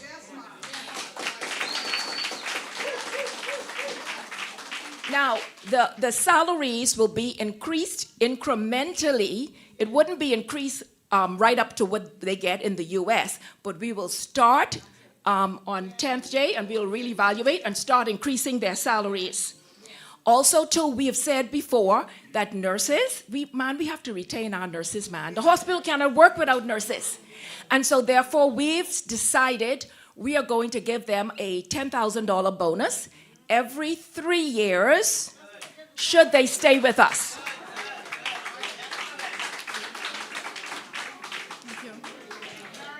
Number 2, by day 11 to 30 days, we have to launch a national blood donor registry, weekly drives, and cold chain upgrades. Everybody know we have heard horror stories about not receiving blood in the hospital. I am tired of hearing it. It has to come to an end. I believe that they are not incentivizing enough blood drives and they're not doing it properly. So that is something that we must do. Third, we have to stabilize medicine procurement and build the 90-day essential stock buffer. We need enough medicines in storage. All hospitals should have at least about, I would say, at least about a 3-month stock of medication. You don't want to be down to 1 week, and how the ladies say they run out of Panadol. That should never happen. Also, too, I understand a lot of the family islands are running out of medication, and that's because the communication between Nassau and the family islands is not what it should be. They wait until the last minute, and the computer system is not up to date. 4, we're going to start the Return Home Health Corps for Bahamian professionals abroad. Now, let me tell you what that means. A lot of our children, doctors and nurses, are working abroad in a lot of hospitals. Some of them are actually head of their department. And so we are going to reach out to them, give them an offer that they can't refuse, hopefully, and then they will come home and work with us. Now, the reason why I want to work with Bahamian doctors and nurses is because, listen, if you're a Bahamian, I feel like you're going to be more patriotic. And not only that, wouldn't you understand our culture more if you're Bahamian? Right, and so that's why we're going to push for that. Now, moving right along, they have me running through the hospital. On day 31 to 60 days, we're going to begin the phase 1 free health care for Bahamians under the LAP program, Life Assurance Program. Many of you have heard me talk about this before, where we assign a health advisor to every Bahamian citizen who wants to be enrolled in that program. You will have an app that you could communicate with your health advisor. More than likely, it will be a physician, and that is what we want to do. So, and by the way, we are going to also maybe do special things for the elderly, like maybe go to their home instead of them reaching out and coming to us. Now, enrollees will get, let me tell you what the enrollees will get. Annual checkups. Our goal is to manage and prevent chronic diseases like high blood pressure and diabetes. Each patient, like I said, will have an app to communicate with their health advisor immediately. Now, expats and migrant workers. They will have to pay mandatory health premium insurance instead of entering the free care pool for citizens. I think that's only fair. Yes, and work permit holders and residents will contribute to the cost of health care. This keeps universal care focused on Bahamians while protecting the public system from unfunded demands. Now, we're still on day 31 to 60 days. Number 2, we're going to put new and refurbished ambulances on the road and turn clinics into ambulance outposts. Listen here, we have a problem. I don't know why the PLP having problems with these ambulances. They bought in new ambulances and they still couldn't do the job. The lady shouting say there was a stick shift. But even with the stick shift, they still couldn't do it. A lot of people in the Bahamas are still complaining that the ambulance take too long to reach their destination. Listen here, ambulances should reach their destination within 5 to 10 minutes. I will allow perhaps up to 15 minutes, with a reasonable time. But ideal is 5 to 10 minutes. That's going to be my goal. So what we're going to do in Nassau, we're going to have ambulance at all the clinics so that instead of coming from Princess Margaret or Doctors, and it may take half an hour to get out west, well, we're going to put it at all the clinics strategically placed. They can get to their destination within 5 to 10 minutes. I don't see what's so difficult why the PLP can't do that. But you know what it is? No vision. That's what it is. No vision. And family islands, we're not going to leave you out. If you live on Long Island or Eleuthera where the island is long, of course we're going to have 1, 2, or 3, more than 1 or 2. Probably 3, so you can get to your destination in a reasonable time. And the lady say, not on the back of a truck. I agree with you, lady. I agree with you. Number 3, we're going to activate the $50 visitor levy and non-citizen premium. Y'all remember when I first came on, I say the first 10 days, we are going to table the bill. Okay? And by day 60, we should have been able to activate that bill. So that is what we're going to do. Number 4, we're going to secure a hospital ship contract and accelerate telemedicine.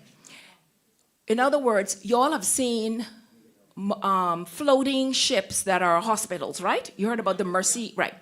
So what we're going to do, we're going to try negotiate a floating hospital that's going to help us so that by 61 days to 100 days, we are going to position the hospital ship, listen to this, at Arawaki to reduce pressure and burden on the PMH.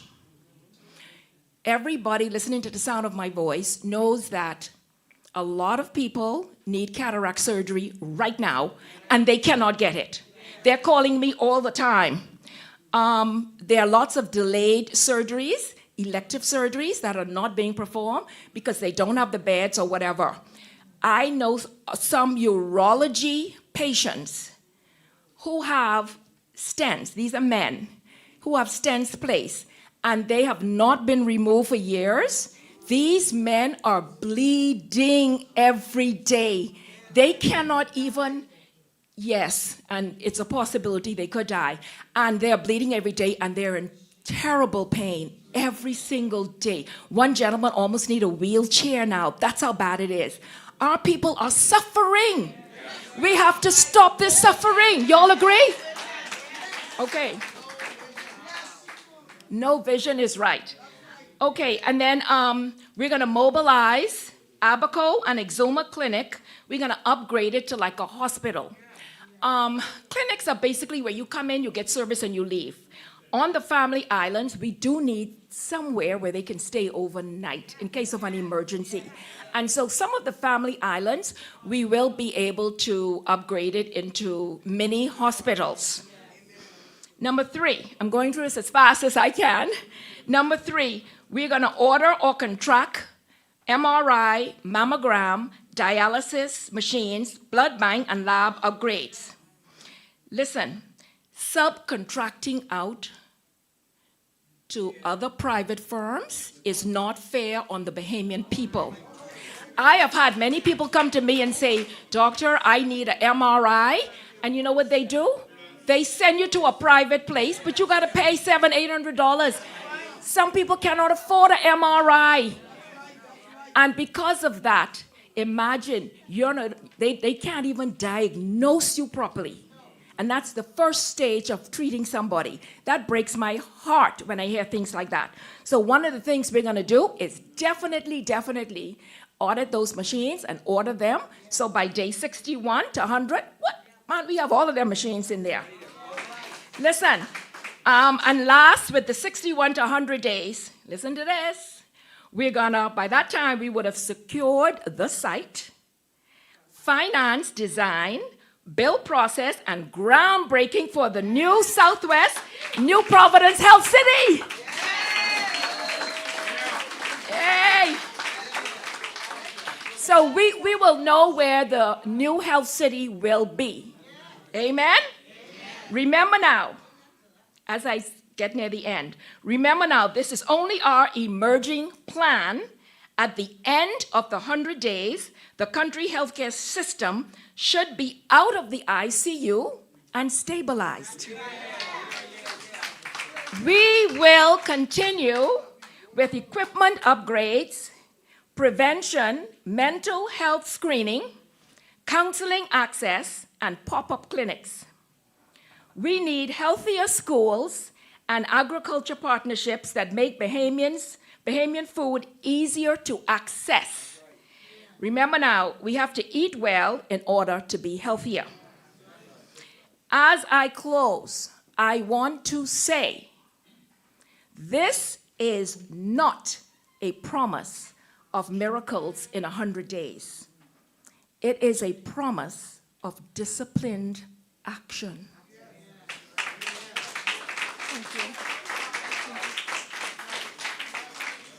By day 100, Bahamians should feel the system moving again. Faster, fairer, better equipped, and clearly led by our able COI team and yours truly, Dr. Veronica McIver. Thank you for listening, and God bless all of you.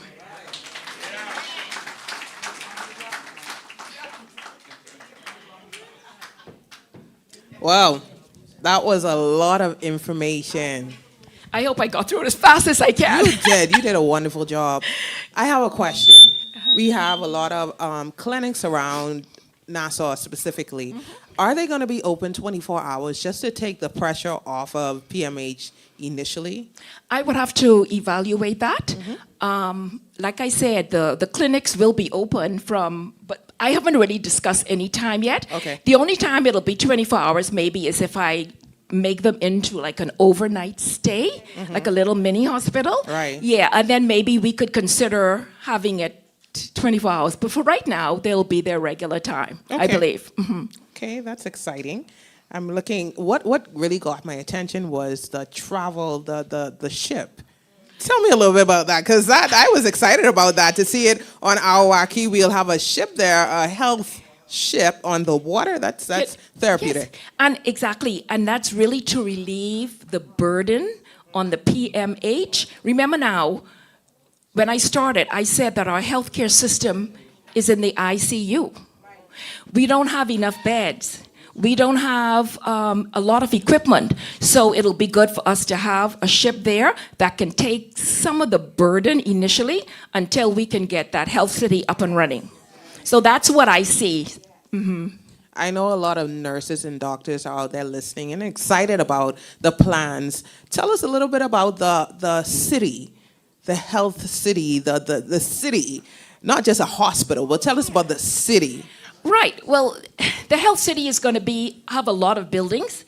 We're going to concentrate on wellness as well, because we have to have, you have to eat properly, you have to have a sound mind, and we're going to have a mental health department. Okay. Of course, I remember saying to you last time that we're going to bring Sanalans. Did I say that right again? There you go. Go ahead. Sanalans down to the health city. We're going to have a holistic and naturopathic center.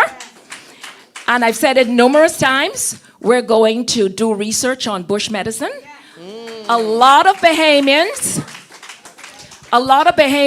can relate to that. But that doesn't mean that you will only do that. That will be in conjunction with traditional medicine in the general hospital. But I do want to include that because I believe there is merit in our bush medicine. And we're also going to have a lab where we can do testing, like DNA testing, instead of sending everything away. We're going to have labs here, and then also a rehabilitative center. A lot of people have broken legs and arms, and they need therapy. So we're going to have a rehabilitative center there as well. So are we, because I think when you go to the hospital now, they're still writing stuff down. Are we going to digitize the notes and all of the things that... Yes. Well, of course, one of the things that we're going to do is electronic record systems. Right now, we are failing in that area. A lot of the computers all over the Bahamas, they're not speaking to one another. And that's the reason why on the island, they don't get their medication on time, because they're not talking to one another to say, hey, I'm running out of this or that. And even with the electronic record system, a lot of Bahamians will be happy to hear this. You cannot fake the records anymore. There are fingerprints. So if you do something negligent, the Bahamian people will be able to hold you accountable and sue. And that's only fair to our Bahamian people. Yes. It isn't right for you to know that your loved one was in there. They were negligently treated, and then there's no compensation. People are crying. A man just cried his heart out the other day because his wife died. And he felt like somebody took something away from him, and he didn't get any compensation and not even an explanation. That isn't good. That breaks my heart. We need men and women with compassion dealing with the healthcare system. Yes. And that's what I propose to do. I'm going to be a touch and feel minister. So you will be able to talk to me every day and touch me every day. Oh, wow. I saw your video, the video by, I think it's Prophetess India Poitier. Yes. And you were just running through that hospital. You were like Superwoman. Hey, if you haven't seen the video, go on YouTube. Please tell them where they can find it, because it's amazing. The words that are in the song really talks about you and who you are, yes, and what exactly you want to do, and yes, your passion for the healthcare system. I love that. So could you tell the people where to find that video? My public relation persons, I think they put that on Facebook and TikTok. I think you can find it on those too.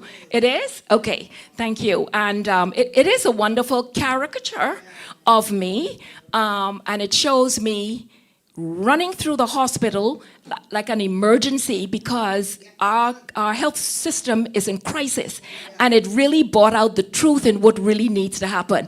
You need somebody with action to take over that hospital, right? Yes. Yes, I love action. So how are we going to keep our doctors and nurses at home? What incentives are we going to give them to stay at home? Because we know they are at their wits' end at this point with the PLP and the FNM. The hospital is in disarray. What are we going to do to keep them? Yeah, as I said earlier, their salary increases. And of course, remember I said retention bonuses? Yes. That will be an incentive, because if I know I'm going to get $10,000 every 3 years, boy, I started thinking, boy, that's a down payment for my house.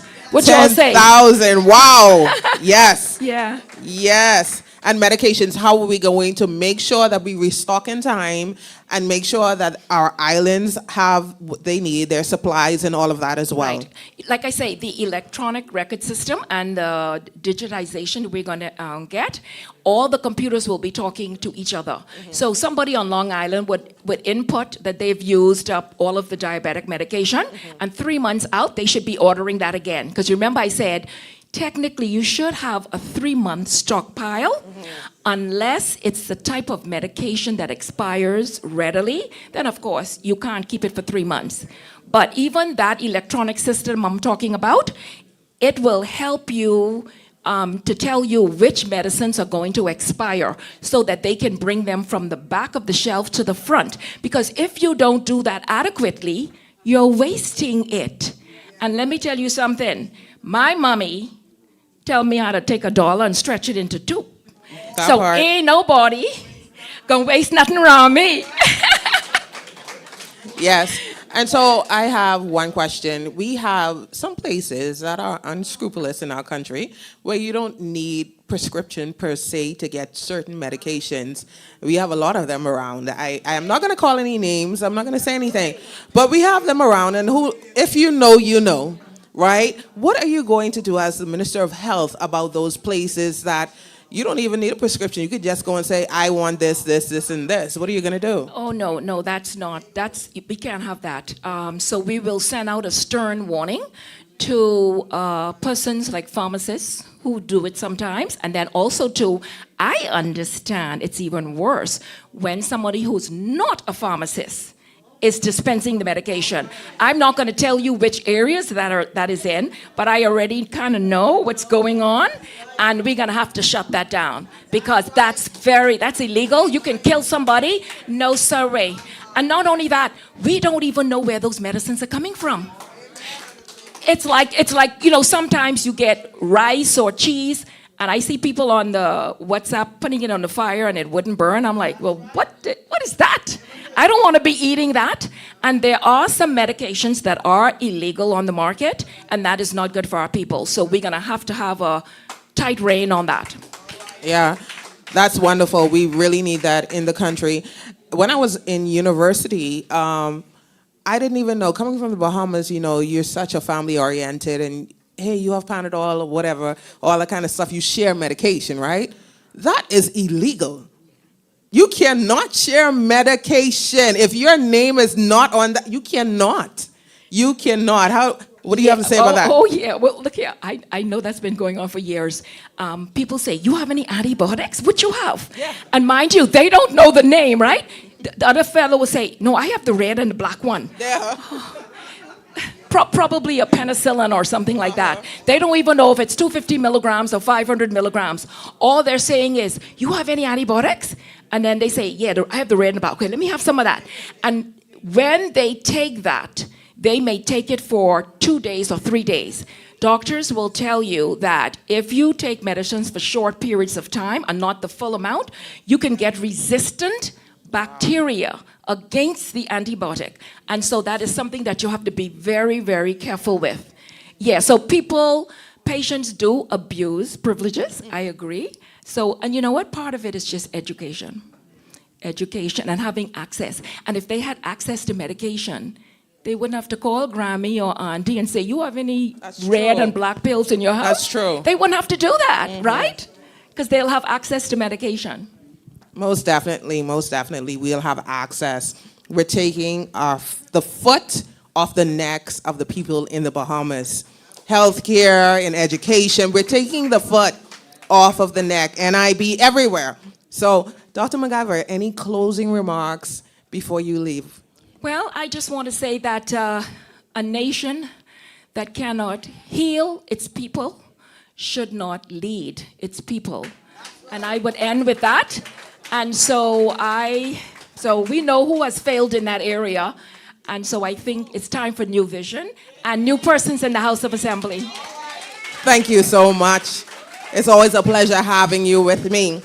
A nation that cannot heal its people cannot lead its people. That is an amazing, it's wonderful. Thank you so much, Doctor. How do you feel about healthcare in the Bahamas? Do you see the new Bahamas? Yes, ma'am. We're not going to be waiting in the hospital or in the ER for 36 hours, 24 hours. Dr. MacGyver says she's on the job, and immediately we will see change in that area and in that ministry in the Bahamas. Give her another round of applause, please. So I'm going to welcome now our Minister of Finance. He is a pastor. He is a husband, he is a father, and he is a jokester. He has a little joke in him sometimes. Yeah. So we're going to talk about finances in the Bahamas. Are you ready, sir? I am ready. Good evening, everyone. Good evening. He has been in, you've had your CPA for over 20 years or so? Yeah, it's been about 20-something years. 20-something? You only look 20-something. That's what I'm saying. You look good. I agree. That's what I'm saying. Wife, you're doing a good job over there. Yes. And he is very qualified. He knows what he's doing, and he's a man of God. That's so important, because when you're under the grace and the mantle of God, you do what he says to do. Amen, amen. Amen, that part. And he's a youth minister. He loves the young people too. That's good. The young people are our next generation. So tell us a little bit about yourself before we go into that. Just a little bit now. Okay. I think you covered it all. I mean, Okay. or at least the highlights. I was in auditing. You didn't mention that part, but I was in auditing for 3 years, so I'm used to going in and doing attestation of financial reports and different things. So I was auditing for 3 years and a financial controller of the Bahamas Cooperative League for over 20-some years. And assistant manager now of the family business, National Plumbing. Okay. So he's the assistant manager, so I don't know if they're giving out any no way. Just thought I'd ask, okay? No, it's a no. Just WhatsApp me. What's that? Okay, all right. On the side. So what are we talking about today? What are we talking about? We are talking about something that we believe is an emergency in this Bahama land, and I think I'm hoping they put the presentation or the highlights that is on the screen, but cost of living.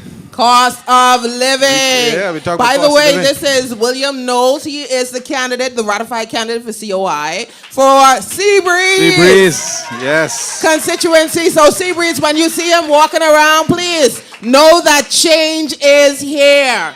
Change is here. So we're just waiting on the information to be available to us, but you can go ahead and you can talk about it. We'll get started. One of the first things we want to do, we believe it's emergency.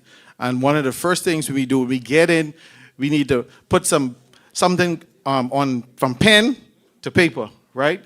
So we have the Cost of Living Emergency Act. All right, so this is one of the first things that we want to put in place when we reach to the first week, right? We're going to be tabling this Cost of Living Emergency Act. So you ain't sleeping either? No, I just found out that we're not going to be sleeping much sleep. when we get elected. So me and Veronica and the rest of the team, we don't have much sleep planned. All right, so the first week, we want to put this, we want to table this act or bill because we do believe this is an emergency and we need immediate relief. We don't want to wait until a year or we don't want a honeymoon period, all right? So we want something that's going to affect the Bahamian people right away, and this emergency act is going to reduce some taxes. Ooh, I like that. I love to hear it, yes. So we're going to reduce some taxes. But one of the things, and we're going to get to some of the taxes in a minute, but one of the things I like, what we plan to do is we're going to establish or dedicate a cabinet unit, right, to analyze and report on the progress of these emergency relief efforts. All right, so every week when we come to the house, or maybe it'll be online, every step of the way where we're making progress, where we're putting these things in place, because we don't want to go in and we want to make promises and say we're going to do these things, and then we don't have no accountability. All right, so we want to make sure that someone is dedicated to say every week, how are we looking, right, with our emergency relief efforts? How's it affecting the Bahamian people? And we want to report back to them step by step, because we have things that we want to implement over the 90 days and beyond. And we want the Bahamian people to know the status of these things. Yes, yes. All right? We don't want to have to come 4.5 years later and say, well, this is what we did. No, we want the people to know what we're doing step by step. Yes. So that's one of the things that we want to put in place from the very beginning. All right? Now, when we're looking at the cost of living, everyone may have heard about the Consumer Price Index. And it groups these baskets. They have these baskets of things that we purchase to determine the cost of living and things like that. And we realized that there's 8 categories or groups, and the major 3, right, would be the housing, right? Housing and utilities, food, all right? And you know we love food, right? And then transportation, which relates to fuel. So we want to target these 3 areas mainly in the first 90 days to get everything started. But of course, some things will continue. So one of the things we want to do immediately with this act and whatnot is to reduce not just VAT, but customs 50% on fuel. Oh my goodness. Right? How much percent? So 50%, we're going to cut it in half. Man, you saying that like that's low. Half. That's big. 50%, we cutting it in half. So we cutting in half the fuel cost for customs and duties, and then also reducing the VAT to 5% as well on fuel. All right? So that's a significant reduction in fuel, because that drives a lot of the cost of different things. Yes. All right?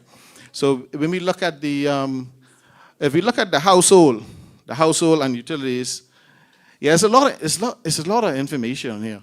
But some of us just like to get to the numbers.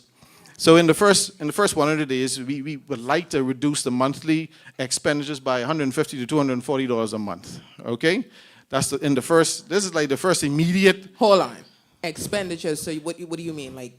Bills? Well, it's going to be talking about electricity. We're talking about groceries. All right. We're talking about internet. Come on now. All right. And we're talking about even insurance and medicine. You all ain't excited? Like me, I am excited. All right. So you see some things here where we cut back on fuel. Yes. All right. Cut back on groceries.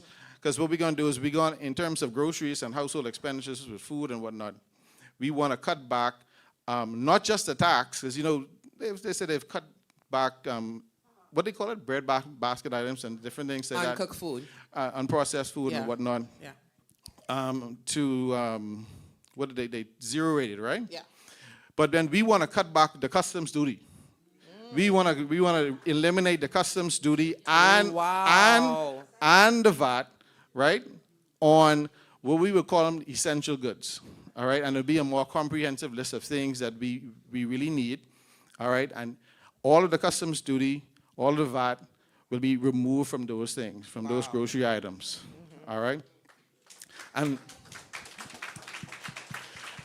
what we want to do is we want to encourage pass-through savings, whether it be for fuel or whether it be for grocery items or whatever it is. So when we reduce these taxes, we want to publish the landed cost of these things online. So this is where the Freedom of Information Act comes in. Yeah, well, we're going to publish or implement the Freedom of Information Act as well, but we don't need an act to tell us what we need to do. But what I mean is, people will be able to see, we're removing this, we're putting this in place, because a lot of people, you're saying it now, and they are lost. Yeah. Right? So we're going to make sure that people have the information out there, they're educated, so that you would know what's happening in your country. We don't need to hide behind anything, because we're going to be very transparent as the government of the COI government for all Bahamians, okay? Right. Because after election, we are Bahamians. Yes. We're Bahamians now, but after election, it's for everyone, not blue, not red, not for everyone. Yes, amen, everyone. So we're going to have these costs of fuel and costs of different items published so that everyone knows what's the cost of these things, so they will be able to see if the savings are being passed through to the consumer. All right. One of the things we want to do is also establish. The name escapes me. It's on. Let's see what we got here. It's Bahamas Essentials. All these acronyms I'm trying to put together in my mind, right? But Bahamas Essentials Corporation, right? Okay. Essential Goods Corporation. And it's basically where it's a government-owned entity that's going to be non-profit, and we're going to bring in these essential items. Okay, we're going to bring in these essential items. Of course, it'll be zero rated in terms of customs, zero rated in terms of VAT. We're gonna host them or store them in these, what we call them bare bones facilities. Nothing fancy, right? Just shelves where we have a bunch of goods and forklifts and stuff to move these things, and it's going to kind of drive the price, all right, on the market for these particular goods. So once you bring those in as the government, we bring those in at these particular levels, and we publish this is the landed cost of these items, all right? Then that will force the market to say, we got to keep in line with it.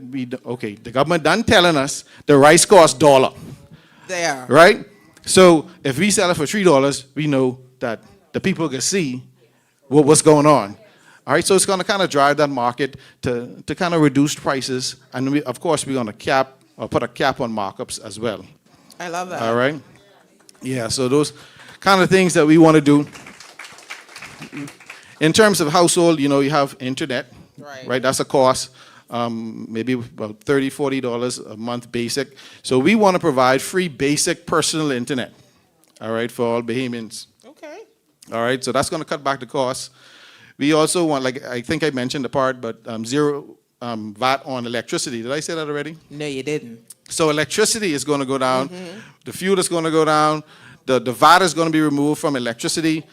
We plan to go solar. We're going to go solar. Yes, yes. And that's going to take more than the 90 days or 100 days.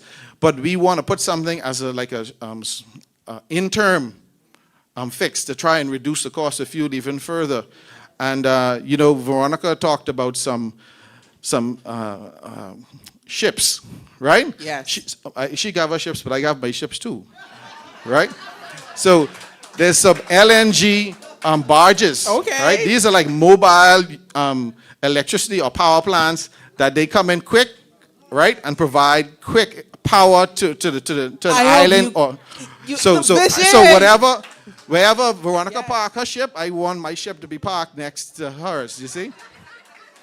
All right. So we already have like valet parking on ships. I think that's what we're gonna need. Okay. All right. Okay. So we really want to significantly reduce the cost of electricity. We talked about the internet. We talked about the food reduction, transportation. We plan to reduce get rid of VAT on insurance.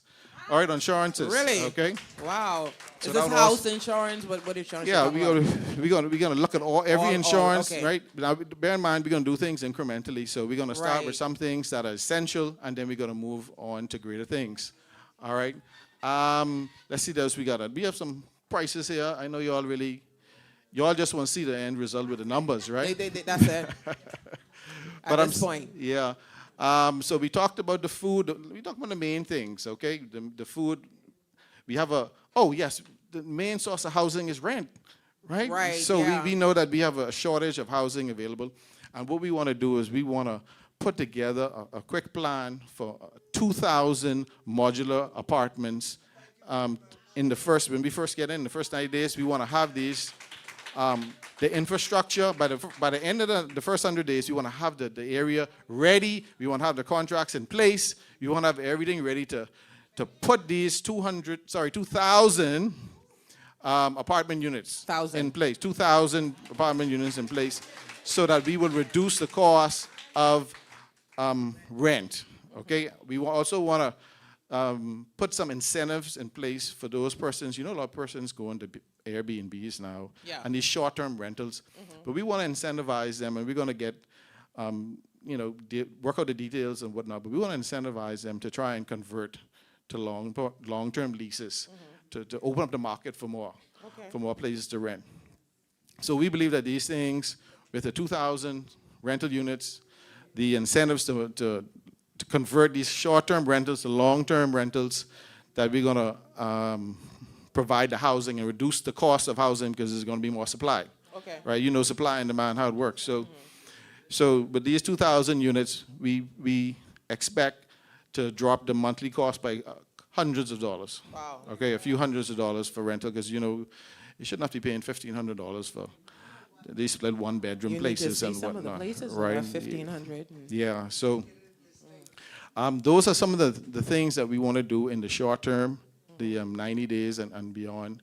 I think I covered the majority of the short term. Let's see some exciting stuff here. But we're gonna. All of it is exciting, like. Yeah. So the point is, we are not gonna slunk when we get in. All right. We're gonna reduce some VAT, reduce some customs, right, and put some things in place so the persons will be able to feel the reduction in expenses right in the first month or two. I like this part right here. Start the mortgage rule. Amend for hotel workers and exempt tips, gratuities from NIB. I love that. Yeah. So apparently that's an issue. So, you know, we're hoping to help those out in that area. All right. So we have we're gonna talk a little bit more about our 100 megawatt solar plant. Okay. Okay, because we have some exciting stuff about that. But another shadow minister will bring that. So I don't want to steal their glory. No, you All don't right. want to take their but, thunder. But you see here, I can cover this one though. Remove duty and VAT on efficient ACs, solar water heaters, and the rooftop gear. All right. So those things that are efficient, those things that you know, we don't like to be in heat, right? No, We need some coolness. So yes. these things we need to try and minimize the cost so as to live in some comfort. All right. So those are some of the main things that we want to put in place. So you're telling me, right, that are we still using price control? Because I don't even think they work. I mean, I'm sorry. That's my opinion. Because at this point, you have a store this way that sells something for this price. And then you go to another store and the price is hiked all the way up. Like, are we going to really deal with this? Yeah, well, for those essential items, you know, that everyone depend on, we make sure we want to regulate those. And like I said, those prices will be on the website. Those will be visible to all persons.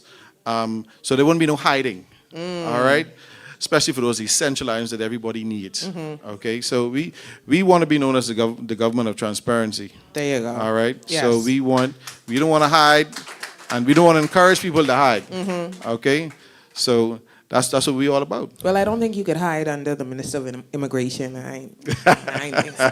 I ain't think so. I just saying. Yeah, I ain't think so. Another thing, when you talk about the apartments, the 2,000 apartments, right? They're not going to be pink or, you know, because I know the government homes now, they like pink and you know them. Like you really know them when you and they don't look the part. Right? Are we going to modernize these stuffs? Because we're talking about removing taxes. We're talking about so Bahamian people will feel and know that they're important. Because right now I don't think we feel important to any government. Because if you're going to build that for someone to live in first of all, and then you don't upkeep it, and it just looks disgraceful. And this is both with the PLP and the F&M. I'm hoping now those 2,000 condos. Let me say that because I don't want to say apartments. The 2,000 condos will look the part, right? Yeah, definitely they will be modern, and you know, I'm not going to get into too much of the styling. That's not my department. You know. No, we just want to know it can look. But right. it's going to look nice, and you know, it's not going to be cheap in terms of quality wise. Right. Right. You want something that's good value for money. All right, and they're going to be modern, and they're going to be cost effective, and we're going to give the people what they need. I can't wait to have a smart home. I ready to go in the smart home and say, lights turn on, turn off, water turn. That's just me, my mind. Yeah. Well, we do have some smart toilets at National Plumbing. Just to, really? Yeah, so you could just, you know, kick it and turn it on. I hope you get the plug. You get the plug. Sorry. That is wonderful. Is there anything else you'd like to share with the people before you leave? Well, I just want to encourage people in Seabreeze. If you are happy with the cost of living, vote for the other party. But if you want to see a reduction in our cost of living, COI is the way to go, and we need to support William Knowles for Seabreeze. William Knowles for Seabreeze. Thank you so much, sir. Thank you. Pleasure. Appreciate you. So we have two other guys, and these guys, they're going to talk and talk and talk and talk. So I have to put a timer out on them, Miss Bean. Where is the timer? Because you know these two. So we're going to welcome two very, very astute gentlemen. One, Mr. Rutherford. If you don't know him, I don't know where you've been. I don't know where you would have been. Mr. Graham Rutherford, and then Brian Roll. Both of these people are accomplished individuals. Mr. Roll has been doing what he does. This one, you know he's gonna talk. You know he's gonna talk, okay? They're very comfortable. I hope you're looking. They're fixing their clothes and just getting very comfortable because it's gonna be a while. Say, yes, it is. What are we talking about, Mr. Weatherford? I'll keep it short tonight. Okay. You know, those were some tough acts to follow. Those ministries kind of excited and motivated me because for 50 years, haven't seen anything like it. Our energy is beyond ICU. It's in the morgue. Wow. How Abaco doing tonight? Because I know they're watching. What's Wilson City doing? You in the dark? How you watching us by candlelight? I guess the phone still got a little bit of juice. I like the free internet. The shade is... Yeah, we don't go there. Okay. I like the free internet because there's no business without it.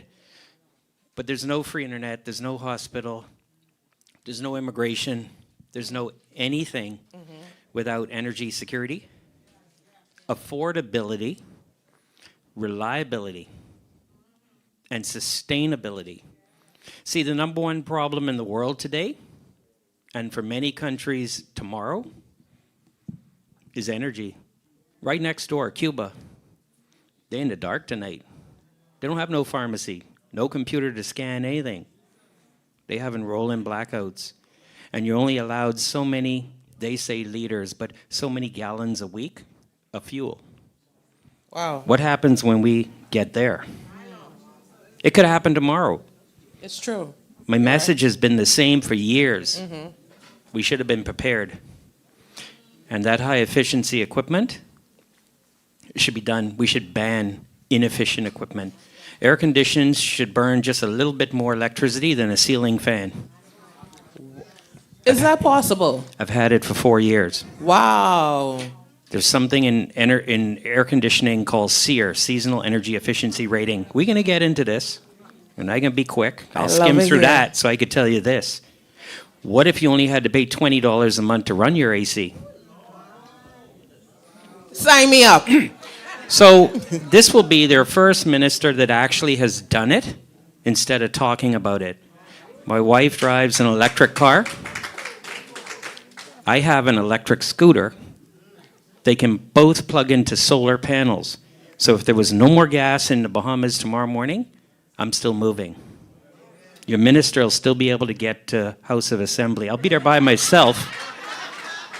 Now look how you throwing shade on everybody else. No, it's not shade because for 32 years I've been begging for all administrations to make this a reality for all Bahamians. I told someone the other day, I said, I'm pulling for you. It was another candidate in my area. And he said, but you're COI. I said, yeah, you made it political. I said, I'm pulling for you, not for a party. And he walked off. So unless we get a grip on energy, we'll have nothing in the country. So we'll look at a plan tonight. Okay. And it's a crisis. We got crisis in every ministry. What ministry is operating to at least 50% efficiency in the country today and 5 years ago? They're all on life support at this point. But energy in the morgue. Because you could go home tonight in the okay. So we wanted to do something different. Instead of just jumping up And I can go point by point, and it'll be long like you want. I didn't know. But I can summarize it. Please. What we want to do is realize we have an emergency with energy. Yes. And we want to attack it in a plethora of different ways. Okay. But we don't want to do what's been done in the past. Let's go order this or order that. And then when it arrives, where are we going to put it? What are we going to do? We identified places already. The lake is one of them. And you do it eco-friendly. It's done all over the world, okay? And you put a solar field. And while those products are on the way from the United States, right? Mm-hmm. We're already getting all of the process done here. All the government approvals, all the ministries of, you know what's needed to get it approved. So when those panels arrive, they get put in. And speaking to renewable, I want to talk about fossil fuel, transition, and renewable. We have people working at BPL. We have electricians. And we have young people. We have $100 million a year that we could use to pay these people. We already have renewable energy. It's called diesel and bunker C. We give $400 million a year to buy fuel, according to a former prime minister on the 60 Minutes TV show. So if solar alone could be a third of that reduction, we have over $100 million a year savings. So even if you had to borrow money to put solar, field, and solar on rooftops, you would be able to get a return on your investment in a few years. And after that, it would be free electricity. Wow. Before you continue, let Mr. Roll jump in real quick, and then you two can do what you want to do in between. Yes. Yeah. Yes, thank you. I was about to jump in. I mean, I was going to cut you off because, yes, energy right now is almost on par with groceries. Energy is very, very important. And, the Coalition of Independence, if we like to break down our 100-day emergency mobilization timeline, from day 1 to 10, okay, we're going to take control. We're going to declare the national energy emergency, launch a 24-hour energy war room, okay, install task force, BPL audit, and carbon credits unit. Okay, identify first. Say it again. Install task force, BPL audit, and carbon credits unit. He's saying we go in 24 hours a day. Wow. Yes. Also, I had a company that does 24 hours a day for the last 35 years, so I know how to make it work. Wow. Yes. Also, too, we'll be identifying the first underground corridors on this island, because, we are in a hurricane zone. And, a lot of times hurricanes destroys poles, lines, and which creates long outages. Weeks, sometimes months. Yeah. And it has to be done in stages because, you can't just automatically turn on power. It's a real safety concern and a safety issue. So that takes time. From day 11 to 30, we will unlock delivery, okay? Pass emergency energy reform bill, tender 30 megawatt solar, 50 megawatt hour batteries, and Nassau Harbor Hydro. Zero rate duty VAT on renewable equipment, and also to launch rooftop solar for public buildings. Can we break down that hydro? How many people have seen that very expensive yacht slam into the bridge? It was all over WhatsApp. Yes. And if you haven't, I'll send it to you. Yeah, I saw it. What kind of power, what kind of current was needed to push the boat into that bridge? You see, it's quite simple. You can anchor turbines to the bottom of our harbor so it doesn't affect traffic, and you get, at some point, free electricity. And it's clean, and it's renewable. And the tide flows 20 hours a day. So you got 4 extra hours. The sun's up for 2, solar. What do you do for the last 2? Battery storage. in addition, you need a short-term fix. And we should talk about that now. Yes. The government is right now proposed in the back of the fish fry a clean LNG power barge. It's just a barge with some generators on it, but it doesn't pollute as much as what we're doing. This proposal was done 2014, around 2014, by myself and someone else. Yeah, by myself and someone else in a town hall meeting on energy security way back then. We're just now proposing it for the cruise ships. Am I correct? So wait a minute. Will this be cheaper energy for the cruise ship? And if it is cheaper energy, back in 14, it would have cut your light bill in half right away. So if it's going to cut the energy in half for the cruise ship, why wouldn't we put a bigger one to cut your light bill in half instantly? What you said 2014? Around 2014 in the Hilton So Hotel. you mean we would not have been going through all of this now in 2026? It would have taken 3 to 4 months to bring the barge Are you and tie serious? it into our grid. Wow. But it's been ignored. And so you feel my stress. And I tell you, I've said this to all political parties. And the only one to actually embrace it is the COI and its leader, Lincoln Bain. Yeah. And that's pathetic. That's a short-term fix.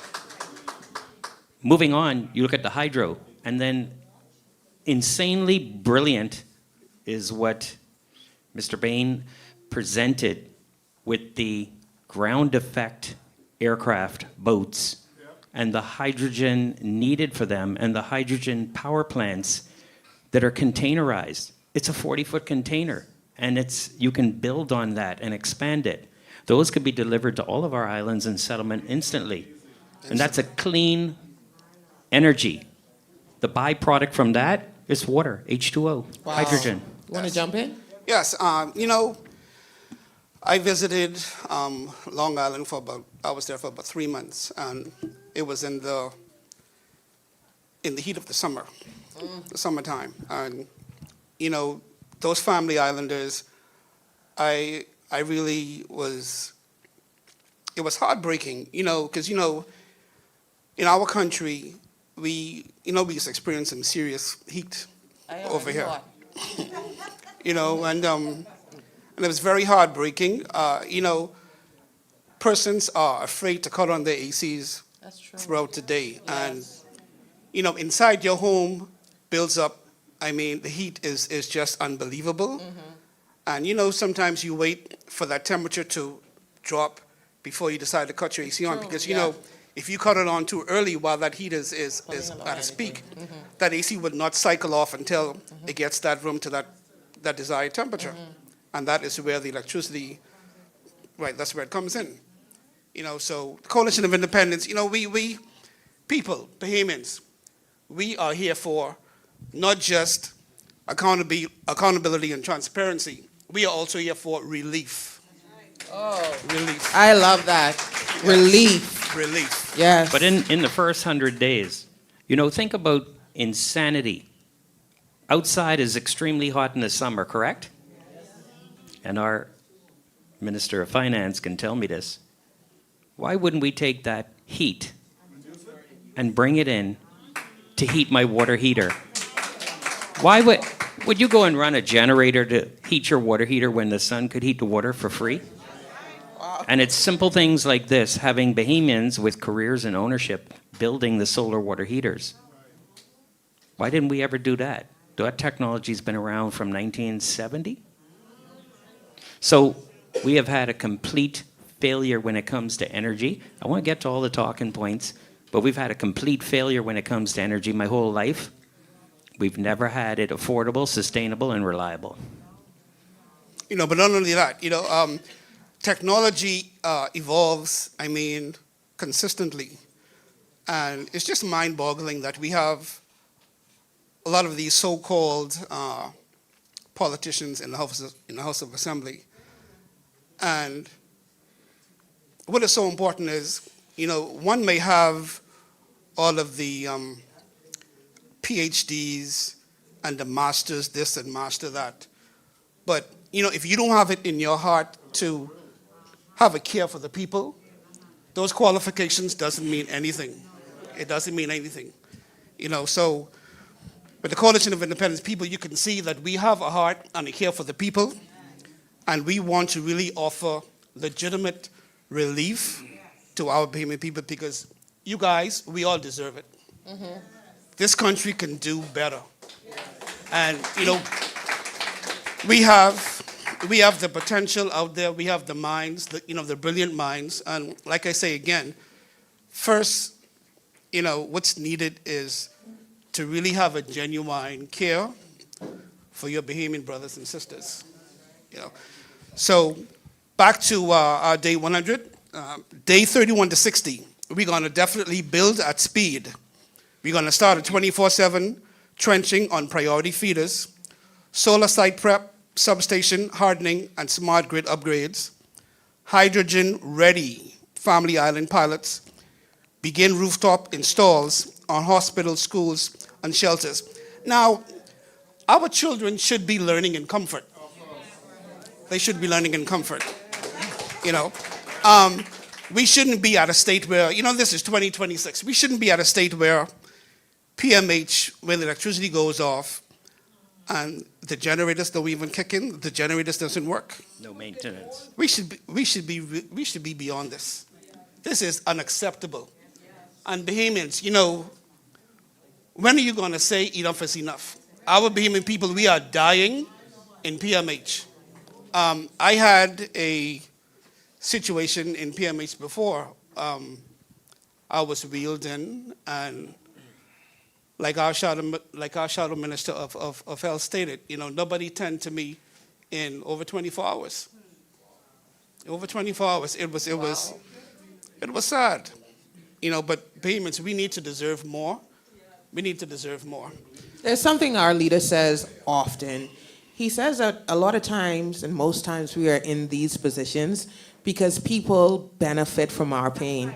Do you realize that they are benefiting from the high electricity bill, all of these things that we are talking about now, resolutions and solutions to problems, they are benefiting from it. So I don't understand how anyone in their right thinking mind can vote for PLP or F&M. I'm not even trying to insult the party, but it is what it is at this point. But would you vote for someone who benefits from your chaos? See, this is the one I want you to hear. Crippling bills, right?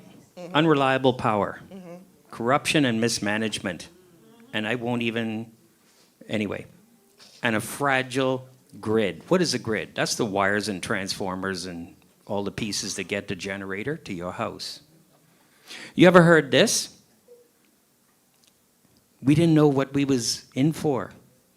It worse than we thought. That's why we can't fix it. Well, listen, why'd you ask for the job? Obviously, you're in there right now, both of you. So you've seen it, and some of you have been there for decades, so you know.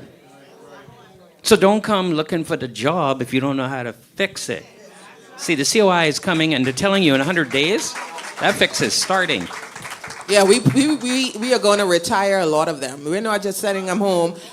All of them? Sorry, all of them. We're retiring all of them. It's time to go home. Yes. Sip on, some coconut water and watch us fix this country. So the COI is asking for the job, and unlike the last 50 whatever years, the COI is saying on day one, I don't need to go to the party. I don't even need to go to the swearing in. I need to be getting it done. And so that means jumping on the web, making some phone calls. We kind of know what we need to do. So why wouldn't you pull the trigger on day one instead of just setting up and doing foolishness? So you mean 4.5 years, you're not going to be just starting and saying, oh, we did this and we did that. That's the most embarrassing. I know. Have you no shame? You didn't build a hospital in whatever years. Have you no shame? The lights go off in the hospital and the generator has no maintenance. You have no electricity in a hospital. Mr. Bain said something. He said during COVID, in China, they built a hospital. What did you say? In a week? In a week. 2 weeks? And in how many years we don't have a hospital? Years. But the Minister of Finance is telling you In China, you can go on TikTok. They build a house in 2 days for $3,000, concrete. Anyway, that's digressing. We have potential. I told you that we have renewable energy already. We spend $400 million a year to buy some diesel and other fuels. So why don't we get off of that? You could leverage that money that you spend each year, borrow the money, do the solar, and the money you would save on fuel, give it to the lender. But we don't need to borrow money. They're measuring right now our seagrass. They're measuring. Who's that? So what's happening right now, right? We are saying carbon credits were not real. So we have them now. They exist. Okay. We said it decades ago, and for decades we were punished for saying that it's real and we should embrace it. So who's measuring? But I wanted to give you the other option in case they say it's pixie dust again, even though the Prime Minister said it's real. So if it is real, why can't we embrace that in the first 1 to 15 days? Why can't we leverage it? Why can't we go to Chicago where the carbon credit bank is and ask them to leverage it? It means I have a house in Lyford Key, and I go to the bank and I want to leverage it. I need, 50 grand for my new Honda. Right. So you leverage The Honda. the wealth. But I think in the first day, we need to do a forensic audit on our country. Find out what our country is worth. Because how can you go and ask somebody to leverage a seagrass? Fisher Island in Florida is built on Bahamas sand. How much money was sent there? Miami Beach and Port Sand. So how many millions of tourists visit Florida to see our sand? That's when you're rich. We need to do a forensic audit. Because the health ministry needs money. Finance needs money. Energy needs money. But the difference between the COI and the other two parties is no time to play. You have to hit the ground running and get these light bills down. Yeah, and they go into jail for true. Well, I see. No, for real. That's the other ministry. No, but what I'm saying is for what we've been enduring as a people with forensics and all of that, commission of inquiry needs to be in place as well. They need to go to jail. No, we don't need to be just clicheing it. They really need to be punished for this. Mr. Rowe, what do you have to say? Yes, well, I would just like to continue on to the 100th day. We will make it irreversible, execute EPC contracts and battery-backed critical sites. EPC, engineering, procurement, and construction.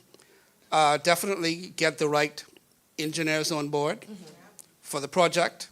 Procurement, that's the materials, cost, and construction.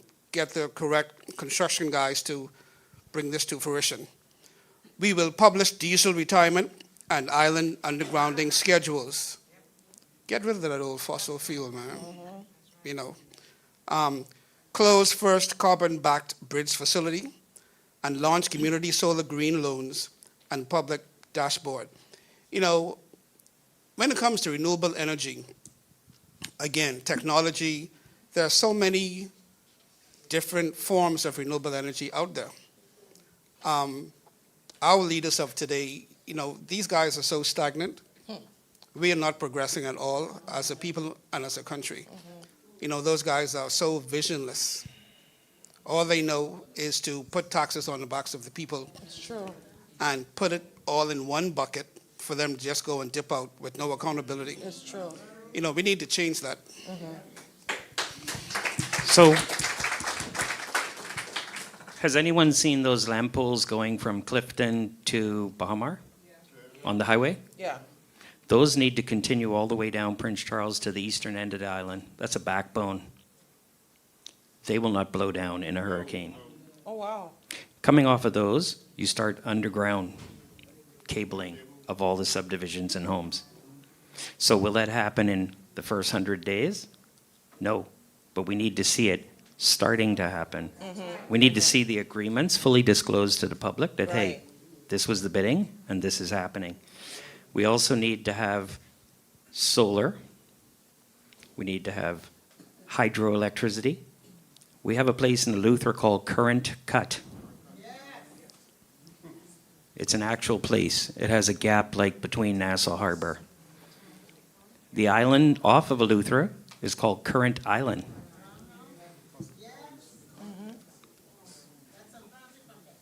We call electricity current, right? Yeah, we do. So why are we not using that current? You could have powered Eleuthera there for 20 hours a day. Wow. Burning no fuel with no solar.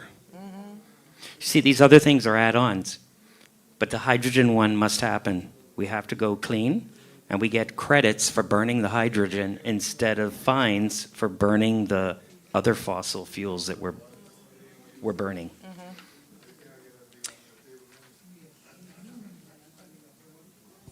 The gist of the COI is simple. Fix it fast, fix it so they can't go back because it's so affordable. Put things in place. Because if you have a house where your light bill is almost nothing, you won't accept going back to hundreds of dollars. It's true. Food prices will come down because everything in this country relies on energy. When that electricity goes up, and it probably will with what's going on in the Middle East, we will then start to see what we should have done and didn't do. But it's never too late. Now is the time to start. And for me, to wrap it up, the future, see, you need a short, middle, and long term. Yes. We've only ever had the long term one. And at the end of the term, it doesn't happen. The Bahamas has LNG, liquid natural gas. If we were to get our natural gas, how much would it cost to fill up your car? Google Honda Civic liquid natural gas vehicle. Same cost as another Honda Civic, but it runs on propane like a forklift. Wow. So can you imagine just a few dollars to fill up your car? And you don't got to worry about someone else for the fuel. Wow. That's how blessed the country is. So do the audit on the country, Minister, on day one. Because I've said it before, if a snapper is $10, because Good Friday coming. I ain't need $10 no more. And only God know we got $1 billion in the sea, right? You just paid off the debt with snapper. But that's digressing from energy. Energy is paramount. It is. And the 100-day plan is just a start. You need a 300-day plan. Come on now. And then you need a 5-year plan. There you go. This is what you call vision. Yes. Mr. Roll? Yes. No way we should have Bahamians dying because of a power outage. You know, it reminds me of a lady who passed away recently from Grand Bahama. The lights went off, and I think she was using an oxygen machine. And, you know, we should have some sort of redundancy. I mean, again, you know, that is so sad. This is 2026. And to lose a life over, I mean, some sort of power, I mean, electricity, it's you know, we can do better, man. As a people, we could do better. We need to do better. So, Bahamians, we are the choice, Coalition of Independence. We are here to get things done, and we have a passion for our people. And all we need is just one opportunity, and I'm sure you guys wouldn't go back to the PLP or the FNM. I'm sure you guys. There you have it. There you have it. Give them a round of applause. I mean, the vision, the passion. Oh, my goodness. Our 100-day plan for energy and finance and immigration and healthcare is out of this world. I am so excited, and I am happy to be a member of the Coalition of Independence. You can be a member of the Coalition of Independence as well. Do you have something to say? No, I want to know if you have any questions. Does anybody have any questions Sorry, he took on over. energy? Okay, go ahead. Have I missed anything? Carbon credits. How are you going to pay for the carbon credits?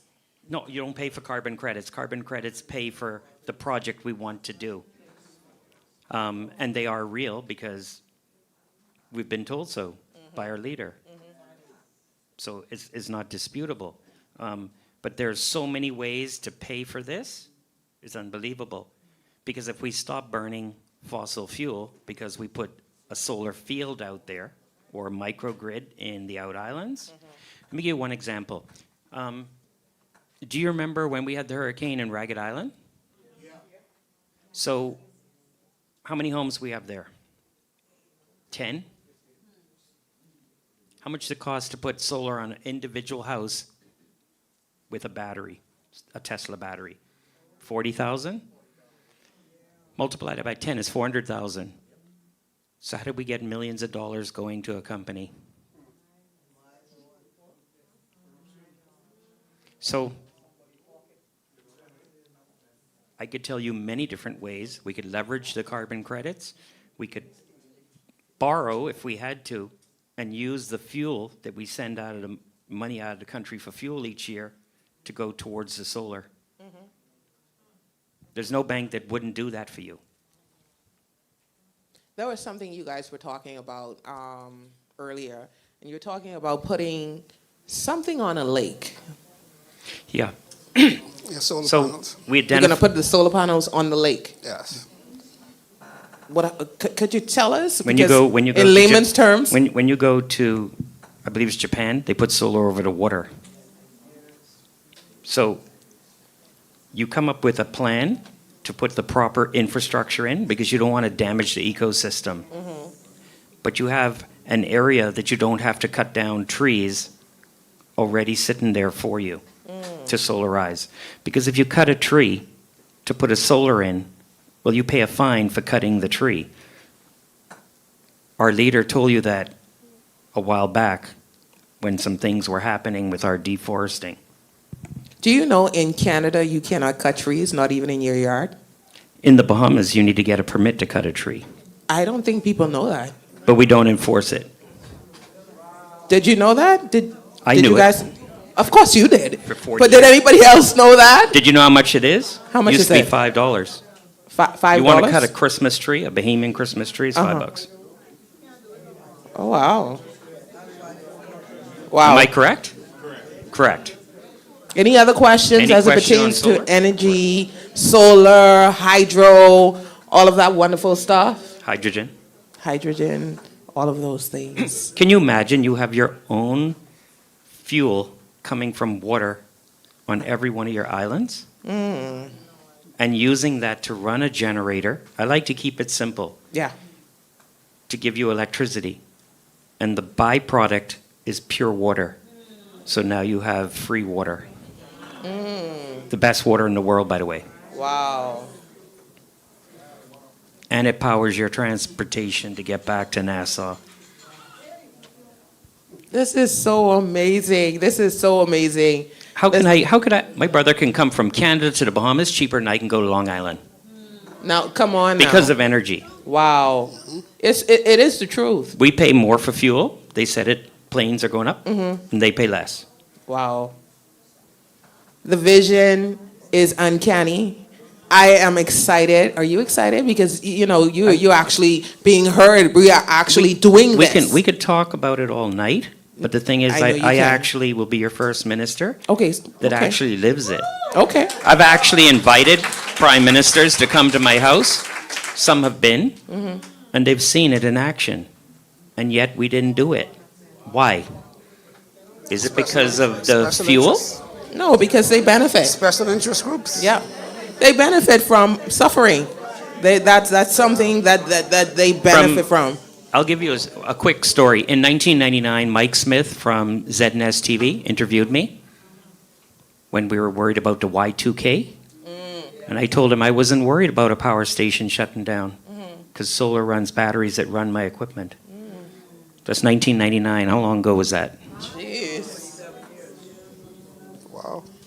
That's when I was better looking. That part. The COI, when you say change, it's not only change, it's betterment. Yes. And it's fixing it and fixing it quick. Betterment. empowerment, Aren't accountability. you impatient? Me? You think so? I mean, you want to wait another 50 years? Oh, no, I can't do that. No, no, friend. No. Mr. Roll, what do you have to say? Well, I'd just like to say, well, like Graham said, Coalition of Independence, we are doers. And like he said, it will happen in the first 100 days. Because what is so mind-boggling to me is the so-called new clinic, the state-of-the-art clinic that's on Blue Hill Road, opposite NIB. My thing is, those guys been in the House of Assembly for decades. So shouldn't you know what your country needs? Meaning that, so as soon as you take office, you should hit the ground automatically? Why wait until, a year and a half out of the election to, but these are the same tactics they put on our people every 5 years. And our people is going still vote for, I just don't get it. And then the blame game, where I say, hey, it's them, not me. And then they would say, give them another term so they can finish the hospital. No, you can't, No, not this time. We need to be beyond, get beyond their foolishness and follow a party that is going to make things happen. A party with visionary leaders, a party who, like I say again, accountability, we're going to get the job done. Bahamians, please, we are begging you, we want to fix this country that we live here too. And we are feeling the pressures of what's going on in this country. It's about all of us. And we need you guys to do this. We have to do this together. We have to do this together. People, please, COI. Change is incoming. Change is here. We have a question from the audience real quick. You can come. No. Okay, what we're going to do is we're going to finish the program real quick, and then we will come to your questions. Okay? Yes. And so we're talking about healthcare, our 100-day plan. We're talking about energy, our 100-day plan. Finance, our 100-day plan. And also, who am I missing? Immigration, 100-day plan. I don't know how you feel about it, but I am excited. I am thrilled to be a Bahamian. I am thrilled to be a part of this great vision. I am thrilled to be in the Bahamas at this time to see change in our nation. Welcome to the New Bahamas under a COI government. Doesn't that sound wonderful? Yes. It's something, man, you're only excited. I'm excited. Y'all want me to jump up and have a pom-pom? I'm excited about what's about to happen in our country. Right now, we're going to welcome our leader, Mr. Lincoln. You guys can stay. Mr. Lincoln, Michael Bain up. No? Oh, we have one more. Crown Line. I know y'all want to hear about Crown Line. So I'm going to thank you guys for being here. Thank you. We appreciate it. And we're going to talk about Crown Land real quick. It's not going to be quick, but she can take her time and it's going to be real quick. You know when she say real quick, it just be real quick. This is our national chairman, Miss Charlotte Green. She is the ratified candidate for Well, she said the greatest constituency. The greatest constituency in her opinion, because Garden Hills is the greatest, and then South Beach, and then Seabreeze. So everybody is the greatest. Golden, Kalani, everybody is, and we have our birthday girl, her constituency as well. Happy birthday to you. Welcome, Ms. Green. Good evening to my beautiful host. You're doing a wonderful job. Thank you. I do try. And to all of our ministries that was spoken about just now. All of our ministries are important, every single one. But listen to this. Land is power. Yes, it is. Land is wealth. And when we look at what they're doing with our land, they're basically pulling the rug from underneath the feet of Bahamian people. 4 million. 4 million. That's how many acres we have. That's how much land we have. And 200 plus adults. You mean to tell me that we cannot empower our people by providing them with at least 1 acre of land. But I heard the leader of the FNM said that they want to help the single mothers by giving them $200 a month, a week, a year, $200. But let me tell you, we want to empower our people, our young single mothers, our young entrepreneurs. We want to empower them with land. See, while they distract you with the $200 a month or a week, we want to empower you with land. Miss Claire. Because I was just Miss Claire. Yeah, so yes, ma'am. What would you prefer I as want a the land. single mother? I gonna need that. Would you prefer $200 a week, month, or would you prefer your 1 acre of crown land? Yes, because I need legacy for my child and my children and my children's children, and land is going to get that you could keep that $200.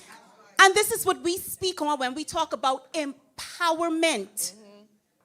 One government is trying to make you a beggar, and the other is trying to empower you.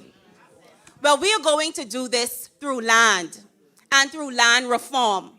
It's time for us to have new policies, and that is going to come under the Coalition of Independence. Yes.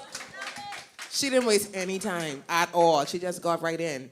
So I want to get into the 100-day plan concerning our land. Our land. Yes. Not the PLP land, not the FNM land. Our land, not Brave Davis land. Our land. We see what they use our land to do. They use our land and treat us like pawns. If you want this job, you can get this. If you want something, this is the carrot they dangle over our head. But did you all know that this actually belongs to you? And what is so sad is that a lot of people who applied for land decades ago, they ended up getting it, you know. But it was a 6-foot plot. They were buried underneath it. This is how long some people waited for land.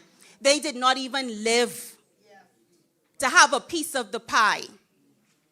But in this lap, in this shift, it is going to be something totally different.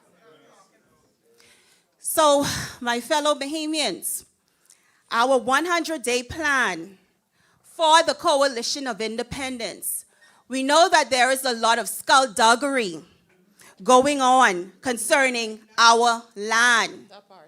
So on days 1 to 7, we are going to freeze abuse and lock in promise. Cabinet is going to approve the program, halt non-essential crown land transfers, and create delivery bodies. We cannot allow what they are doing with our land to continue. This is why the Coalition of Independence has arisen. We wouldn't be here if there was no corruption. Days 8 to 14, we're going to verify the people and open the system. That's pre-registration opens nationwide. Verification centers go live, my fellow Bahamians. And the public map of crown land categories is released. Now, wasn't this something that we were trying to find forever? This was something that we have been asking for forever. But guess what? This is the biggest kept secret in the Bahamas. The biggest kept secret. Why do you think they're keeping our birthright from us, Miss Claire? For themselves and their friends and their friends' friends. Day 46 to 60. Survey, peg, and reserve. Survey teams move island by island. And the first beneficiaries receive provisional entitlement certificates. Now, we have a lot of Bahamians, that own land throughout this country. A lot. Let me tell you something. When we first started and Mr. Bean said that Bahamians are millionaires, remember the value is in the land. And this is why the maps are hidden. This is why families cannot receive their entitlement certificates. Because by receiving such document, what does that do? That empowers a family, and that empowers a family bloodline for generations to Legacy. generations. Yes. Legacy. Yes. Legacy. But under the Coalition of Independence, you shall receive that. Come on now. And then we look at day, where was I? 61 to 75. Launch development support. Home starter, farm starter, small business starter. Windows open with plans, tools, and financing support. Come on. My single mothers. My young entrepreneurs. To all the young voters who are undecided, who do not know whether or not to vote. This right here, day 61 to 75, should be reasons for you to get up, register, and vote. This is what empowerment looks like. Yes. We have a lot of entrepreneurs, a lot of single mothers right now that can use this type of development plan. And this is what the coalition is all about. True empowerment. When we say change is here, this is what change looks like. Say that again. She's never seen anything like Days 76 to 90. Being visible handovers. Begin visible handovers. COI starts public parcel handovers and places every award, contractor, and dollar spent on a live dashboard. Welcome to that digital portal, ladies and gentlemen. Transparency. Yes. And accountability. Yes. This is what governance looks like.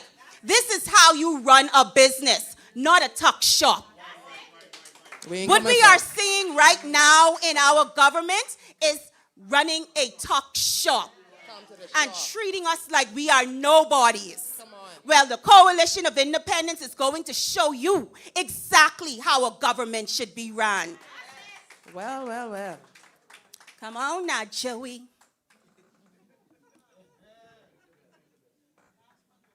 Last one, Joey, last one.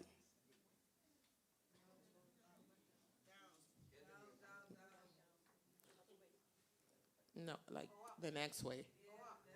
Yeah, yeah. Up some more. Mm-hmm. Joey excited. Excited. Joey trying to get to the bottom. I am with him.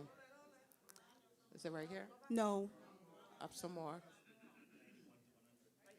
All right, all right. 91 to 100 days. Show the country the results. A national scoreboard publishes verification totals, surveyed parcels, provisional awards, and the next 12-month rollout timetable. Again, my fellow Bahamians, this is what transparency looks like. True. This is what transparency looks like. And for decades in this country, our government, I'm not even talking about the natural resources, even though the land is part of the natural resources, but for decades, the government has been keeping one of the most valuable resource from its own people. We see what they have been doing with them. They have been rewarding hundreds and thousands of acres to either companies, one individual, or rewarding their cronies with your land, your birthright. But under the Coalition of Independence, that changes.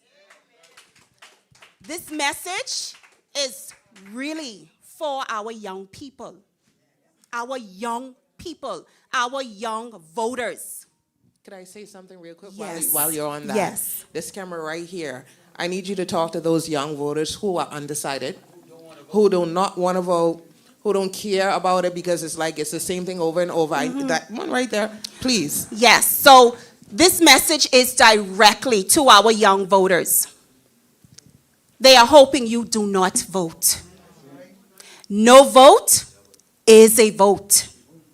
But I want to encourage you to vote for empowerment. There is an organization called the Coalition of Independence. This is more than a political party. This is a movement about empowerment, a movement about change and opportunity. When we say change is here, this is what we are talking about, policy changes. And I know I cannot wait for the day when I walk into Parliament with all of my colleagues, when we can take the pen and we can sign off on our crown land, when we can sign for the official sovereign wealth fund that is going to allow all of you to benefit, that is going to also empower every single ministry you heard about here tonight in the House. Wow.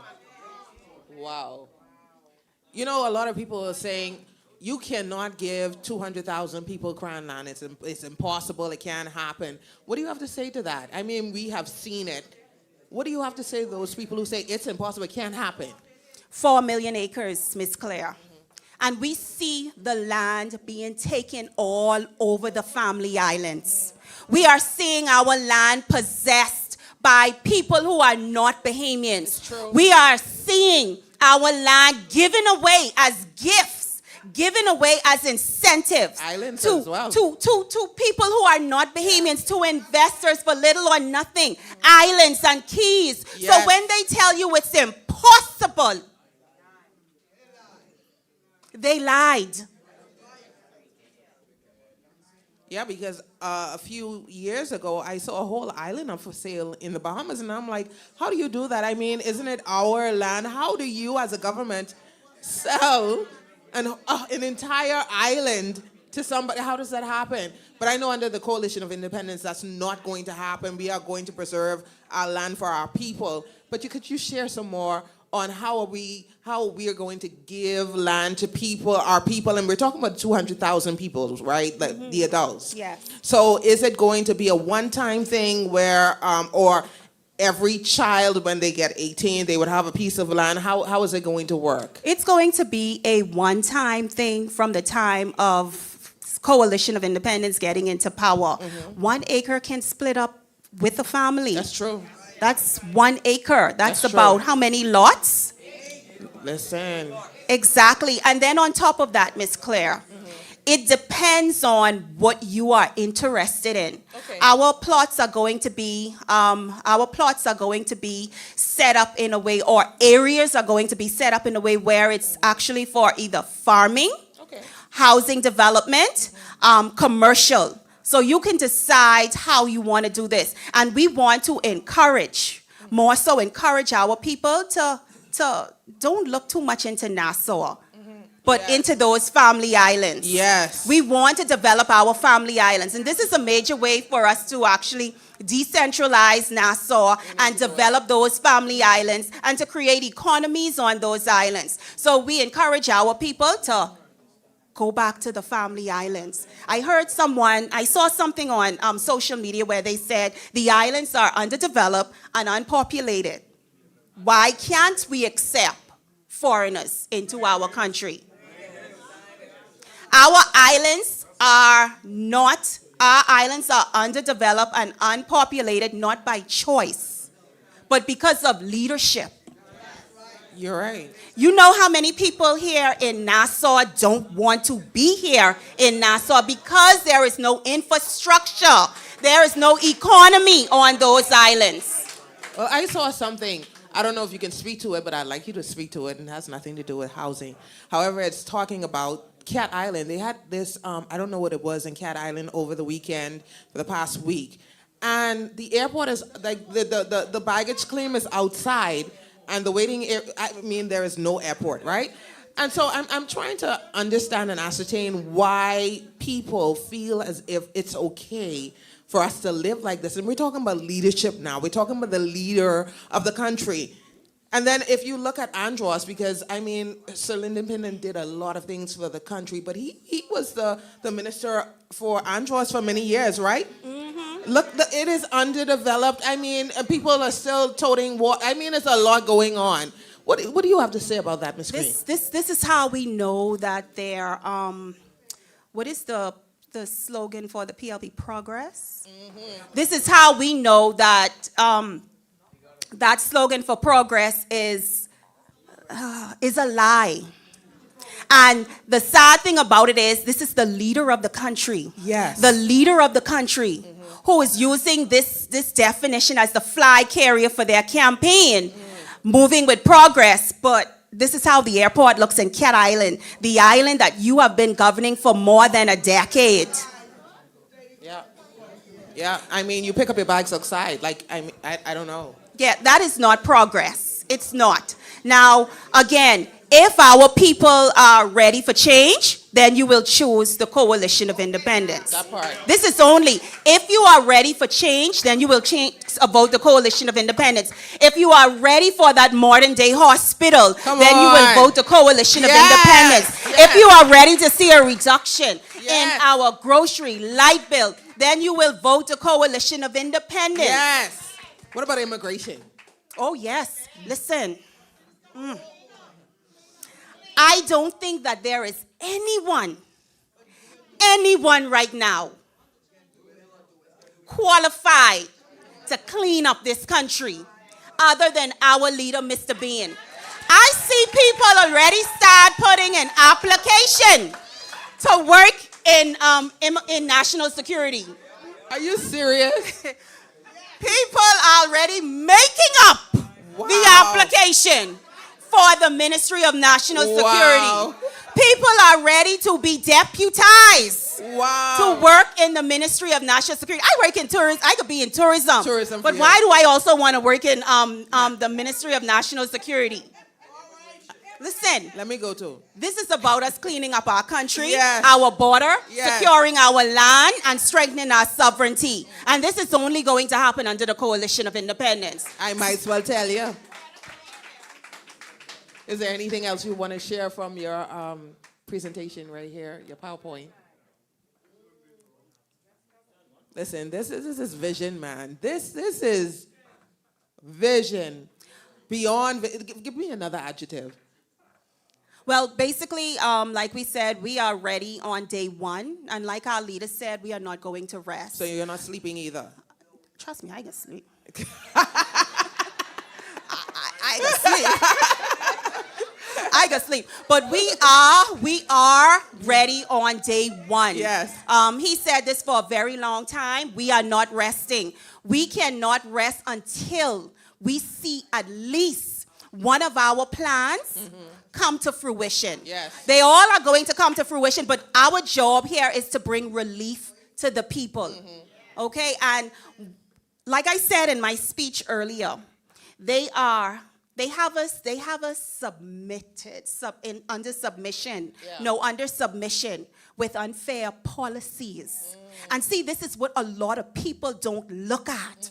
They look at the campaigning, they look at the partying, they look at the drinking, and they look at the entertainment. Yeah. But it is the policies that have a chokehold on our nation. So, like you said, Ms. Claire, I too am very proud to be a part of the Coalition of Independence, because the Coalition of Independence is about policies. We're not just saying what we could do, what we could do, what we could do. We're saying what we're going to do, when we're going to do it, That's right. how we're going to do That it, part. where the money is coming from, and the time frame it is going to take for us to get there. We're not just standing up and throwing out words and bullet points. You see the plan. You know how long it's going to take. You know where the money is coming from. This is what you call a road map to the new Bahamas. Yes. So to all my single mothers out there, all of our young entrepreneurs, say hell no to that $200 that leader said from the other party. You want your crown land.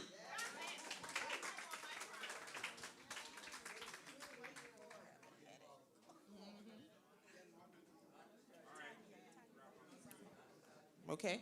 Miss Green, do you have any last? I mean, she came and she that was her last word she said.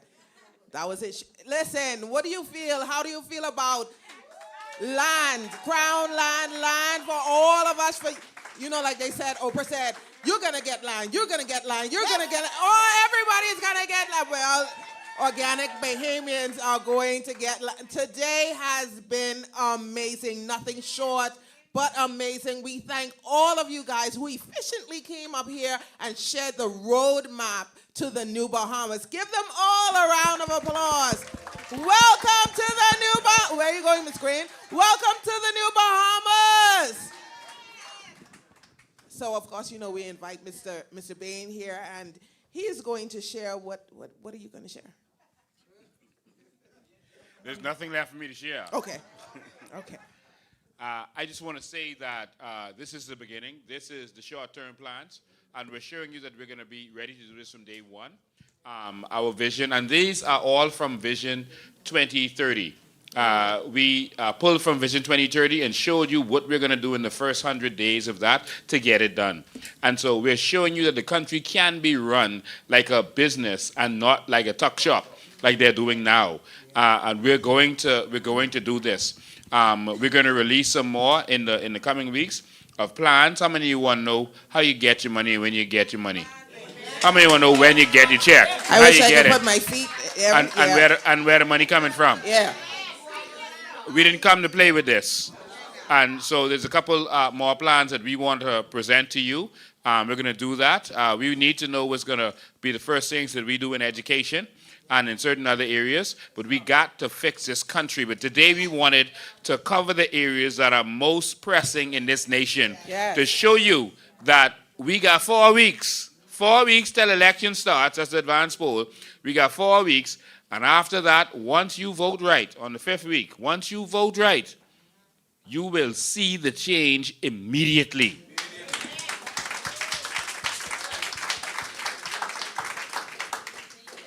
So we went a long time today, so we won't be able to take phone calls. We're so sorry about that. But if anyone is in the audience and wants to ask a quick question, et cetera, we can take your questions if it's something you want better explained or understood, etc. So go ahead.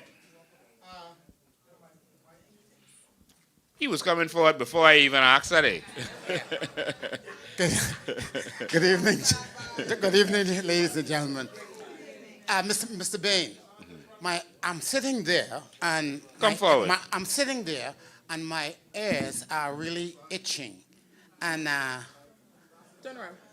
Oh, okay, yeah. I'm sitting here and my ears are itching. I can hear the Bahamian people and the politicians asking, where are they going to get this money from? See, this is what I can hear them talking. They heard MacGyver spoke. You spoke. Miss Green spoke. And they're saying, they're talking, it sounds good. Man, it's so rich. But where they are going to get the money from, they're talking about that. And this is the question, so you can say to them where the money is going to come from to fulfill all of these golden nuggets that what we need in this time. Thank you, man. Good question. I appreciate that. If you actually go to our website and go in the plans, you're going to see where the money is coming from, and I'm going to break it down quickly. First, we talk about immigration. There's already a budget for immigration, so all the things we said we're going to do, it isn't going to take any additional money. Our processes are actually going to save us some money. Once we get rid of corruption, Dr. Minister always says $1.3 or $4 billion we lose to corruption. What he means is that when they give out a road contract, if it's $1 million contract, they'll hype it up to $10 million. Wow. And so that's $9 million we just lose. And they do it with all kinds of contracts. You can see the airport being built in Cat Island. They said $18 million. For a 10,000 square foot building. $18 million. Come on. And so you saw what they were saying about the glass window bridge. All right, the $10 million bridge that they actually were going to do for $80 million. And so these are the kinds of things that happen, and it's always wastage. The country has the money that they need. They've given out about a half a $1 billion just in consultancy. That's free money they give to their cronies. All right? $500 million that they've given out. Can you imagine what we could have done with that? And so the money is there. We need to stop letting the politicians lie to us. They just take it. They tell you ain't no money there because they want to keep it for themselves. And so for immigration and the things we need to do, the money's already there for that. All right. They make. You heard me. We had a town hall meeting right here, and I read off the documentation. I told you that it jumped from a certain amount, tens of thousands of dollars, to $150 million. All right, particularly since this government got in, it went from hundreds of thousands to $150 million. All right, there are people who say, man, that jump don't sound real. That can't be real. I'm reading the documents, and now Fred Mitchell is saying it. So if we made $150 million from immigration, where are money going? And why we don't have the money to do what we need to do? We just need to run the country like a business so we know what's happening in our country. So that's immigration. Next, we dealt with healthcare. We gave you an idea right from the break. We said that we are going to add an insurance premium to the tickets of all of the tourists. And so let's say it's 10 million tourists. It's really 12.5 now, and it should increase. But let's say it's 10 million tourists, and it's $50 that you add to their ticket, and we don't think they'll mind doing it. When you go to Fort Lauderdale and you rent a car, they charge you for insurance. They charge you a $30-something, $40-something a day onto whatever your car costs. That will give you some health insurance and all that in addition to it, but that's per day. And so $50 onto their ticket, I don't think they're going to mind. And now I think it would benefit them because now they can get a flight home if they want to, or services in our hospital that's going to be improved. Now that $50 a day is going to add up with 10 million tourists to $500 million. That's some good health care that we can get. That's a start towards good health care, a good hospital, free health care for Bahamians, etc. Now, when you add the expats and the work permit immigrants and stuff that come here, that's also paying for health care, we're going to benefit. Those 10 million tourists are rarely going to ever need service. Rarely. So that's almost like free money. And so that's money that can go to doing what we need to do. But it also protects them if they come into a need while they're in our country to make sure that they don't have to worry about anything. Does that make sense? So you see where the money coming from? We ain't talking natural resources yet, eh? And so next you heard from energy. And so like Graham started to say, we're going to use our carbon credits. There are 4 boats on the water right now measuring our seagrass that they're going to use for our carbon credits. That's going to line right up and be finished in time for when we get in office next month or month after next. And so that is going to fund what we need. Carbon credits can fund our solar, hydro, hydrogen, all of this stuff. It won't fund regular diesel or bunker C electricity, but you can use it to fund what you need. You can use carbon credits to fund fire trucks for your family islands because that's green carbon because you have to protect your trees. And so anything to protect the environment will help. So if you need fire trucks to do that, if you need staff to do that, it can be paid for. But we are paying attention and listening to people who grew up in the 60s and 70s and 50s, and we're not thinking like today.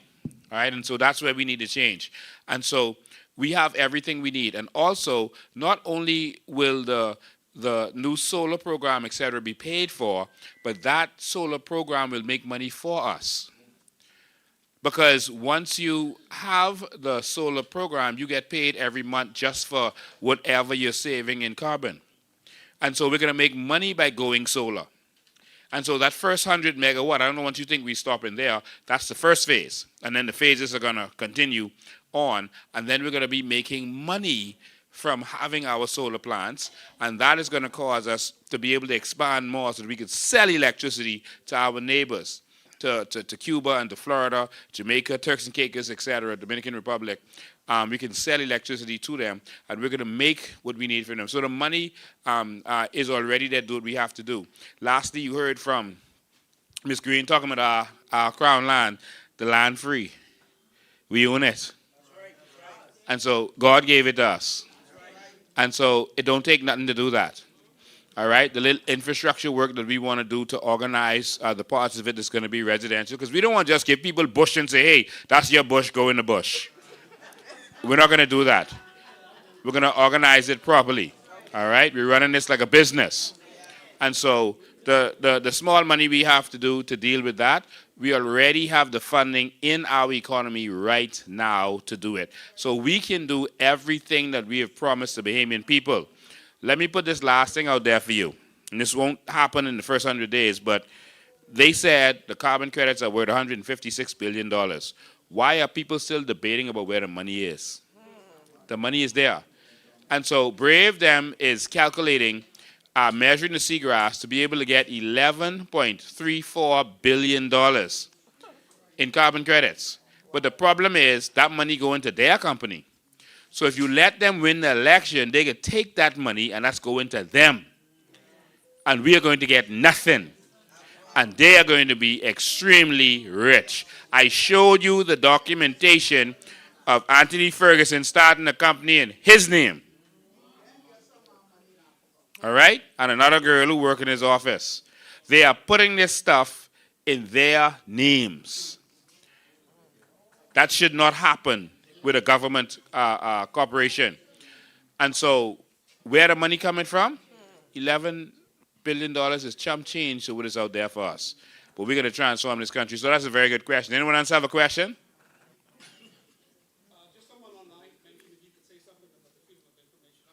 Someone online asked if we could say something about the Freedom of Information Act. Thanks for paying attention online. We're going to have the Freedom of Information Act right away. It's already in law. It's already enacted. What the government decided to do was to not fund it. And so the man in charge of it, he's at home right now. Does he remember his name? Keith Thompson. Keith Thompson's sitting at home. He getting his salary. But they're not funding the office, the organization. I met another woman who works there, but she's saying, well, they just ain't funding us, so we can't do nothing. So they kicked the can, the FNM and the PLP down the road slowly because they never really wanted to do it. So, and they ain't going to do it. Remember, ministers spent the whole 5 years almost saying, oh, they got to find a commissioner. And now this crew saying, oh, they got to find the budget for it. Fred Mitchell said we can't afford it. But we could afford the trips for him and there's these young men he traveling around the world with. But we can't find it for Freedom of Information Act. So I want to ensure you that that's one of the things that we're going to do right away. Any other questions?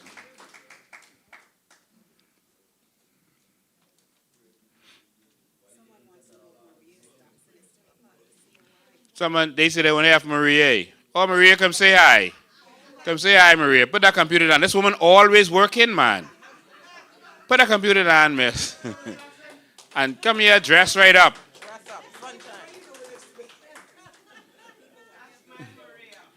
Yeah, give one mic. Give it this one. Give it, all right.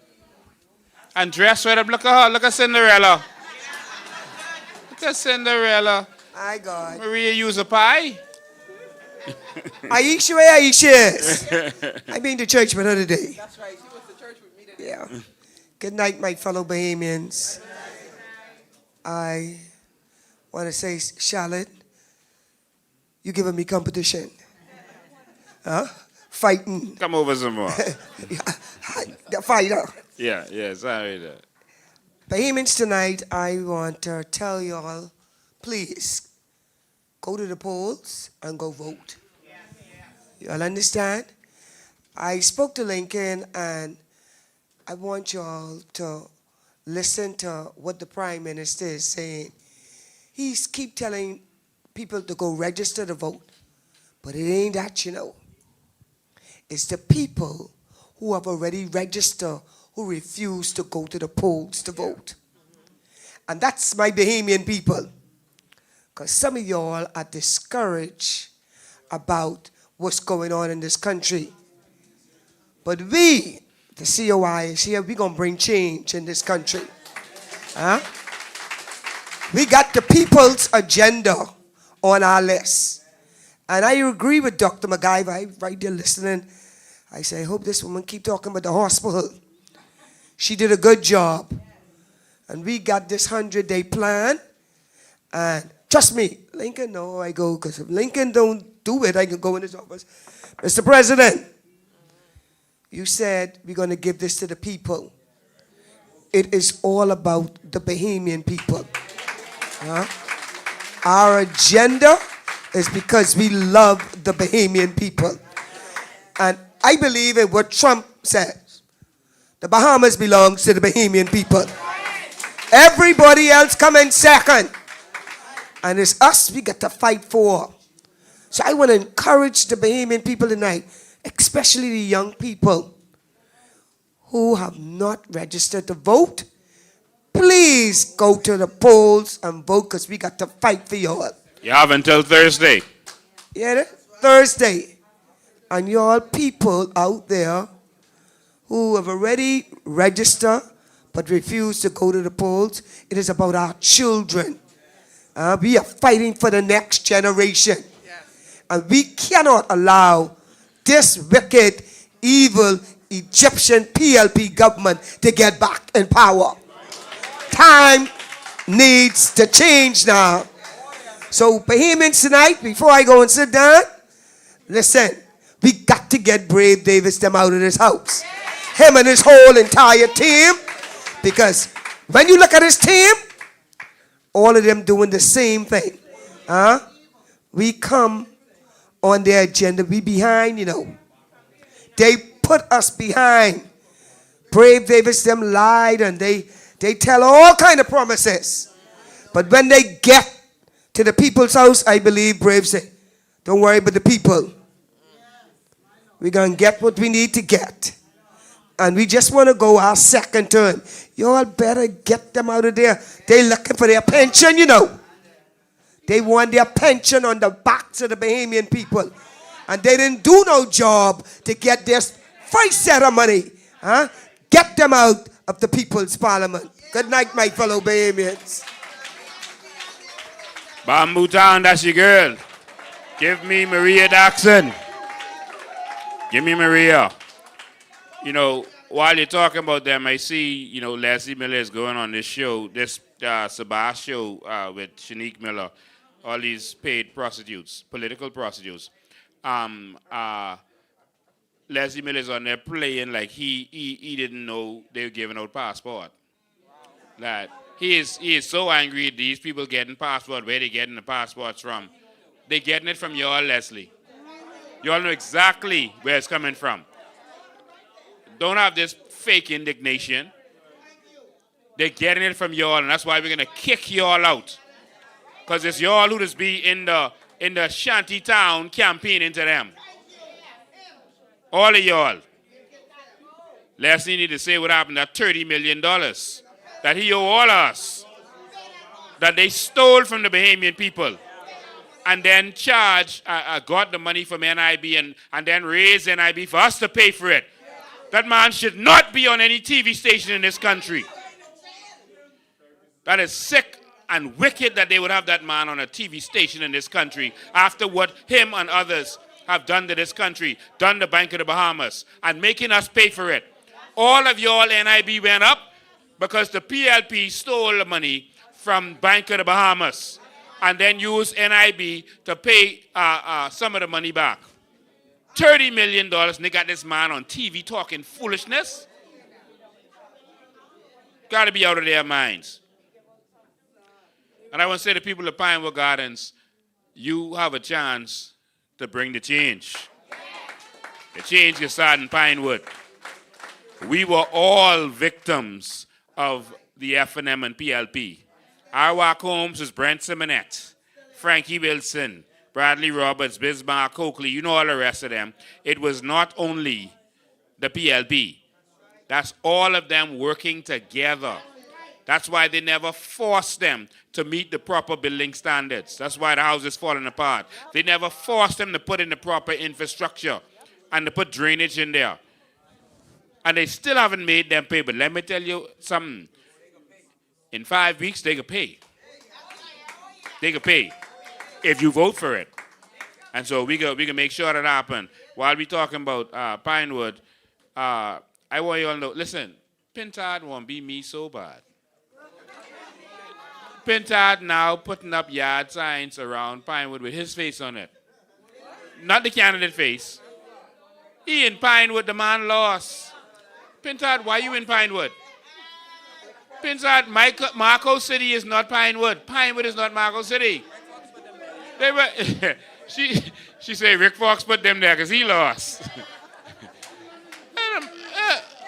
Michael Pintard putting up yard signs with his face. Not the candidate. With his face in Pinewood. Michael Pintard, you are not welcome in Pinewood. Get out Pinewood, all right? So, I just wanted to bring that to attention to people. The man lost. The man is lost. But I believe that you're going to do an amazing job in Garden Hills. I believe that Mario Boleg has failed us, and his party has failed us. And so he has to go. All right? You know, this right here is them leans, which show that Rick Fox run to the Bahamas for some reason. That's how it look. Because he running from these probably. That's his little 2-bedroom apartment. That's the picture. Yeah, see it? Yeah, that's the 2-bedroom apartment. And to get a 2-bedroom apartment, he had to get a mortgage, a 30-year mortgage. And he couldn't keep that up. I didn't send it to the producer. We'll share it. He had to get a 30-year mortgage for a 2-bedroom apartment. Now he coming here talking about all the stuff he owned in the Bahamas. All right? He said, what's up? The show over. Let me, this producer saying, send it quick. Send it. Okay, I'll send it. Okay, there you go.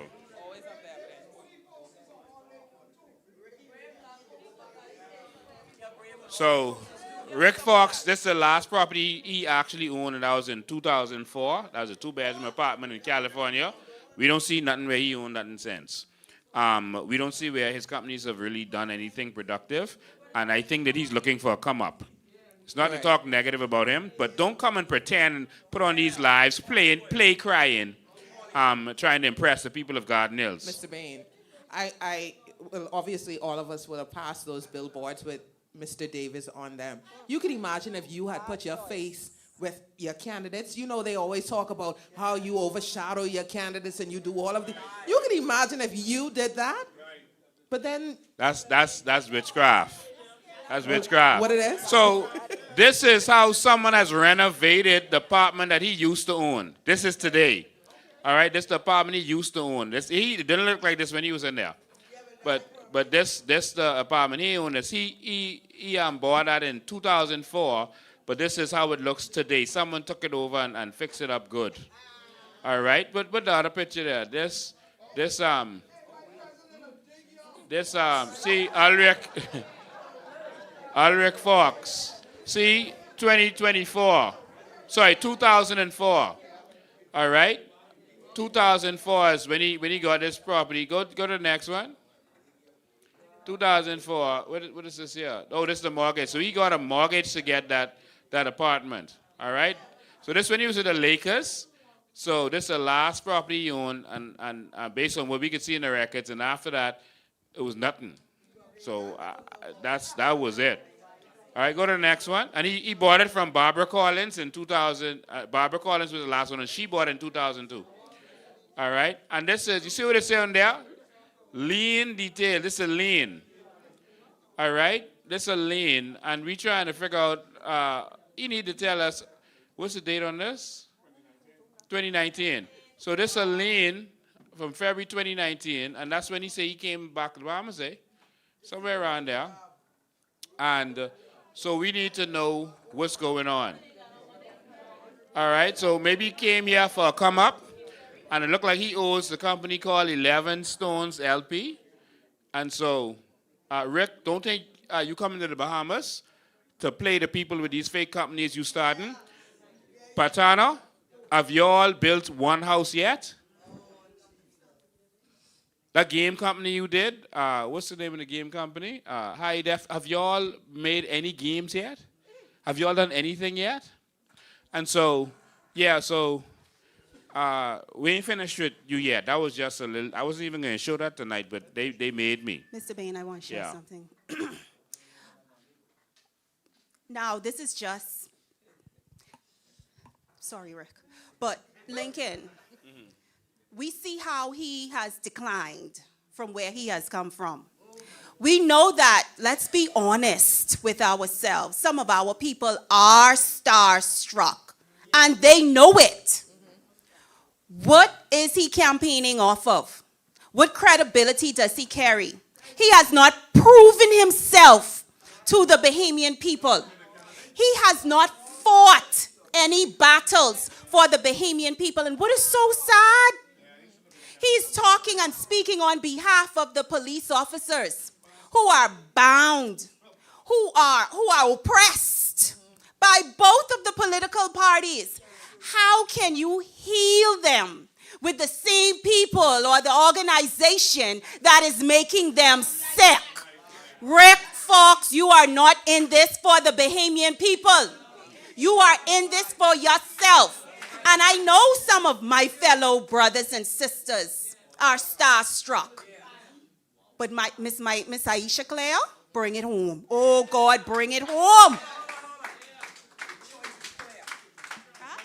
The choice is clear. The choice is clear. Vote Aisha Claire, Coalition of Independence. Yeah, so I don't want to be starstruck over these people. I don't want to be impressed with Sabas and this nonsense.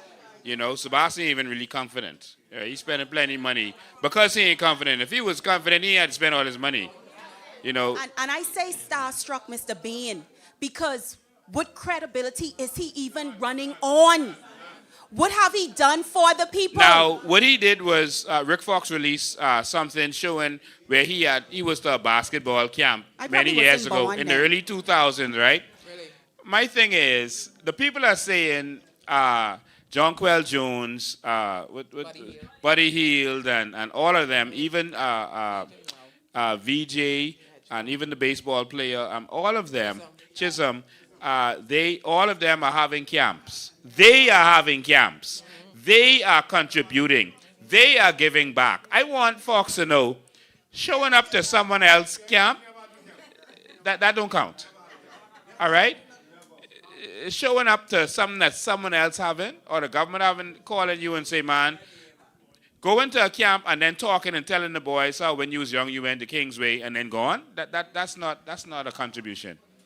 That you didn't help any of them get in schools. Even Mother Pratt did.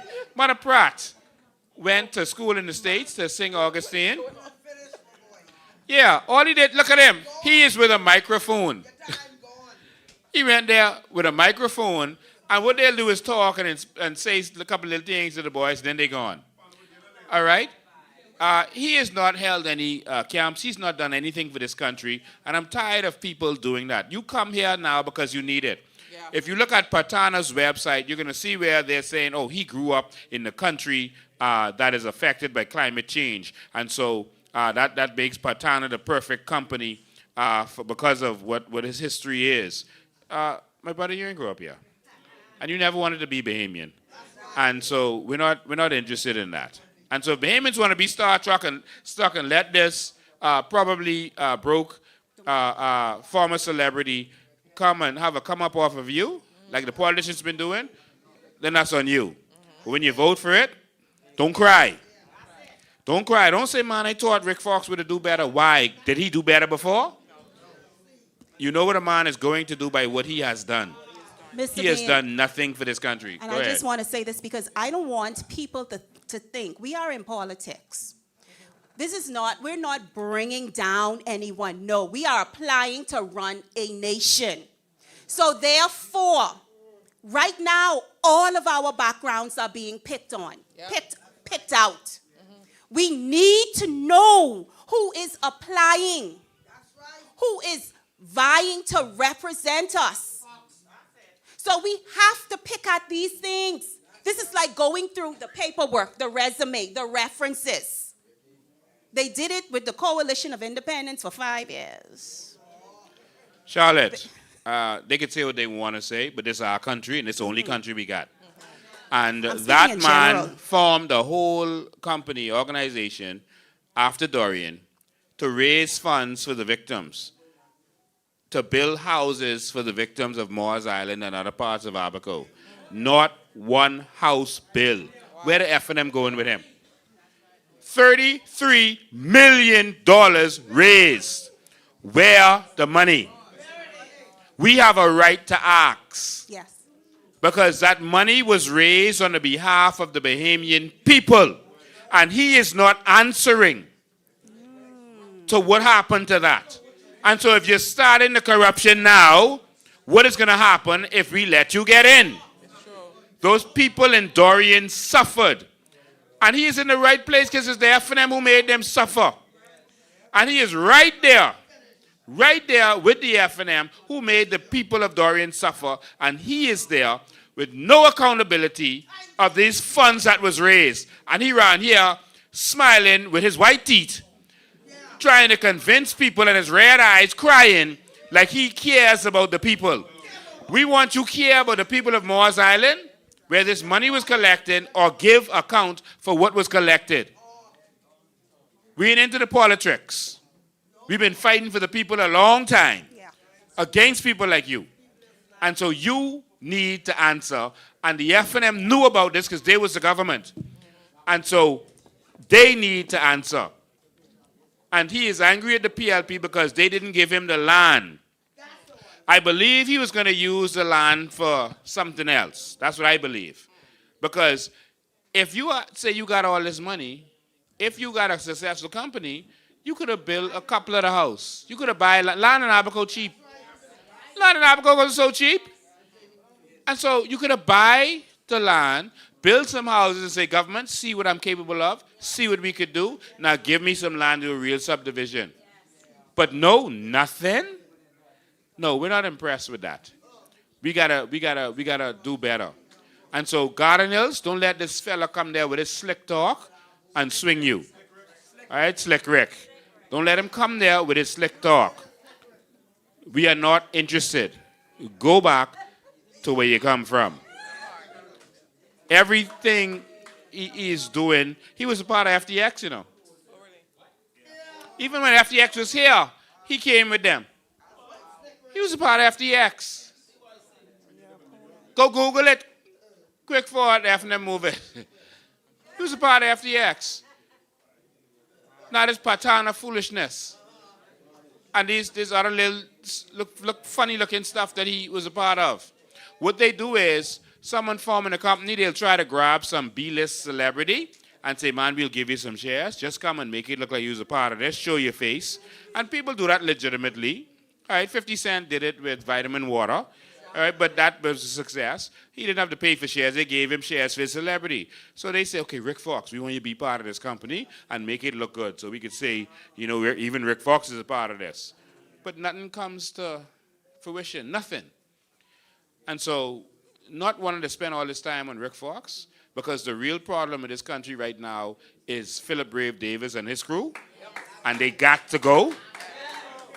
But I don't want us to go and swing hard to the FNM thinking that they're a solution for anything. They are not. They are not. This crew is unqualified and not ready. This crew, the same crew, is who destroyed us. Last thing I'll say. Last thing, because I want to sing happy birthday. Last thing I want to say. I want y'all to pay attention to something. The $17 million drones. Y'all see them yet? Now, this war is going on, right? The war is going on. And they have drones that's from $2,000 to $25,000. All right? That's the ones with the Houthis using. Iran using drones with from $25,000 to $50,000. And so these are military-grade drones with bombs on them. All right? We wasn't getting that. We was getting the little drones with the little Ford, a little helicopter. And so let's just say the drones was going to cost us $10,000 each, which, you know, the drones don't cost that. Let's just say it was going to cost us $10,000 each. That means Marvin Dames would have ordered 1,700 drones. 1,700. You look up in the sky, it's supposed to be black with drones. 17, if it costs 10,000, and we know it didn't cost 10,000. So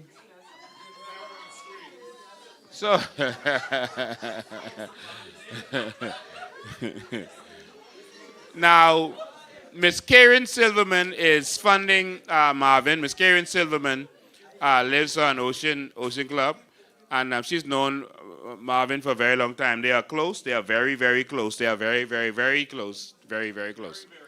And so she is funding him, and so he got her to give money to the F&M, because remember, Pintada was broke.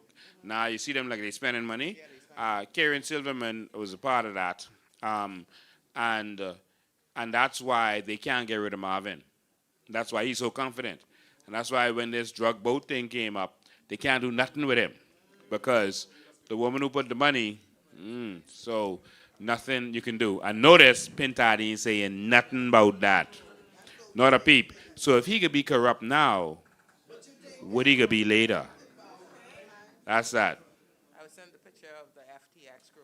Yep, you saw them? Yep. Who's sitting in the crowd? Sitting up, Slick Rick. Man, Slick Rick in the crowd? Man, there he is. You ain't sending it to Joey. Let Joey put it on the screen, man. Oh, yeah, over there. Yeah. Yeah. And he did interview. If you go on YouTube, he did interview with them as a part of FTX. If you go on YouTube, you'll see the interview that he put there. So all of these little funny things, that's Rick Fox. Y'all don't fall for that. All right? Y'all don't fall for that. And so Rick Fox, don't come at me. All right? Because yeah, see him there on the stage. That's him right there. All right? This at the FTX thing. I will tell you. That's him right there on the left with the brown boots on. I told you all before, his dad wanted me to buy Holiday Ice because he was in trouble. I didn't buy it because it sounded like a scam. I was like, why you want me to buy that? And your son is a basketball star.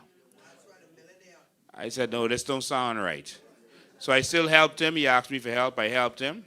Because he said Rick don't help him. All right, so we shouldn't have gone into all that, but I don't want my people to get swing. Don't get swing from the PLP. Don't get swing from the F&M. All right? And if you read Pintard's book, you will know why you shouldn't vote for that man. If you read that book, that is the most disgusting book that I have ever read. I've read Hitler's book called Mein Kampf, and Pintard book is more demonic than that. This man is talking about what you do to your opponent, wife, and children. If y'all read Pintard book, y'all will see how dangerous that is. You notice he ain't answering? He ain't saying nothing? That is the most worst demonic book. Talking about how you trick the people, how you lie to them, how you steal from the government. The book is called Politricks. We need to invest. It's called Politricks. All right, I send you a put the picture on there, Joey. I send you a picture of it. Little amateur-looking book cover, like someone drew, like he drew it himself. Put it up there, producer. Yeah, go. I want Bahamas, if you read that book.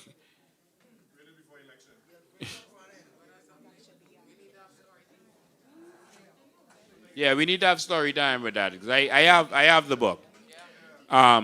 It is sickening what's in that book about how you deceive the Bahamian people, and that's exactly what he does. Michael C. Pintard, Politricks.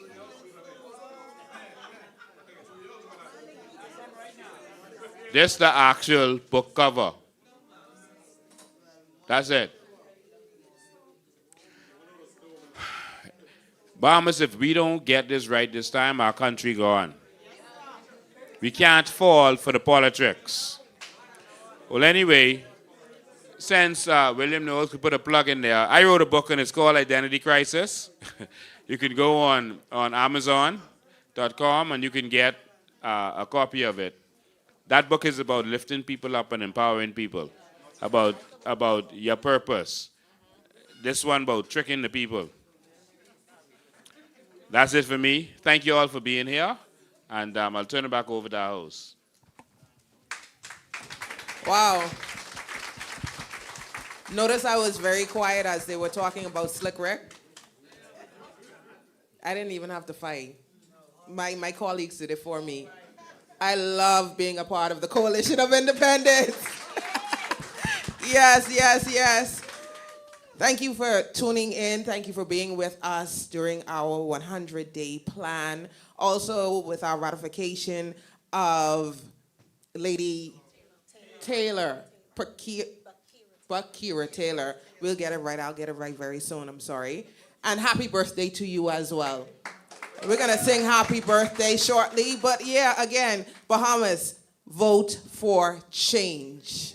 Vote C. It's very simple. Vote COI for change. I was at the gas station. The woman told me that this is it. Say COI. With a finger. Oh, that look like cursing. Yeah. COI. Okay. That's what she showed me. She said Okay. that's how it goes. Okay, that part. That part. Thank you for being with us. Thank you for spending your time with us this evening and tonight. We appreciate you. We'll see you soon. Again, I'm Aisha Claire, the Coalition's ratified candidate for the great Garden Hills. Slick Rick, I'll see you soon. Changing coming. Change is here. Change is here.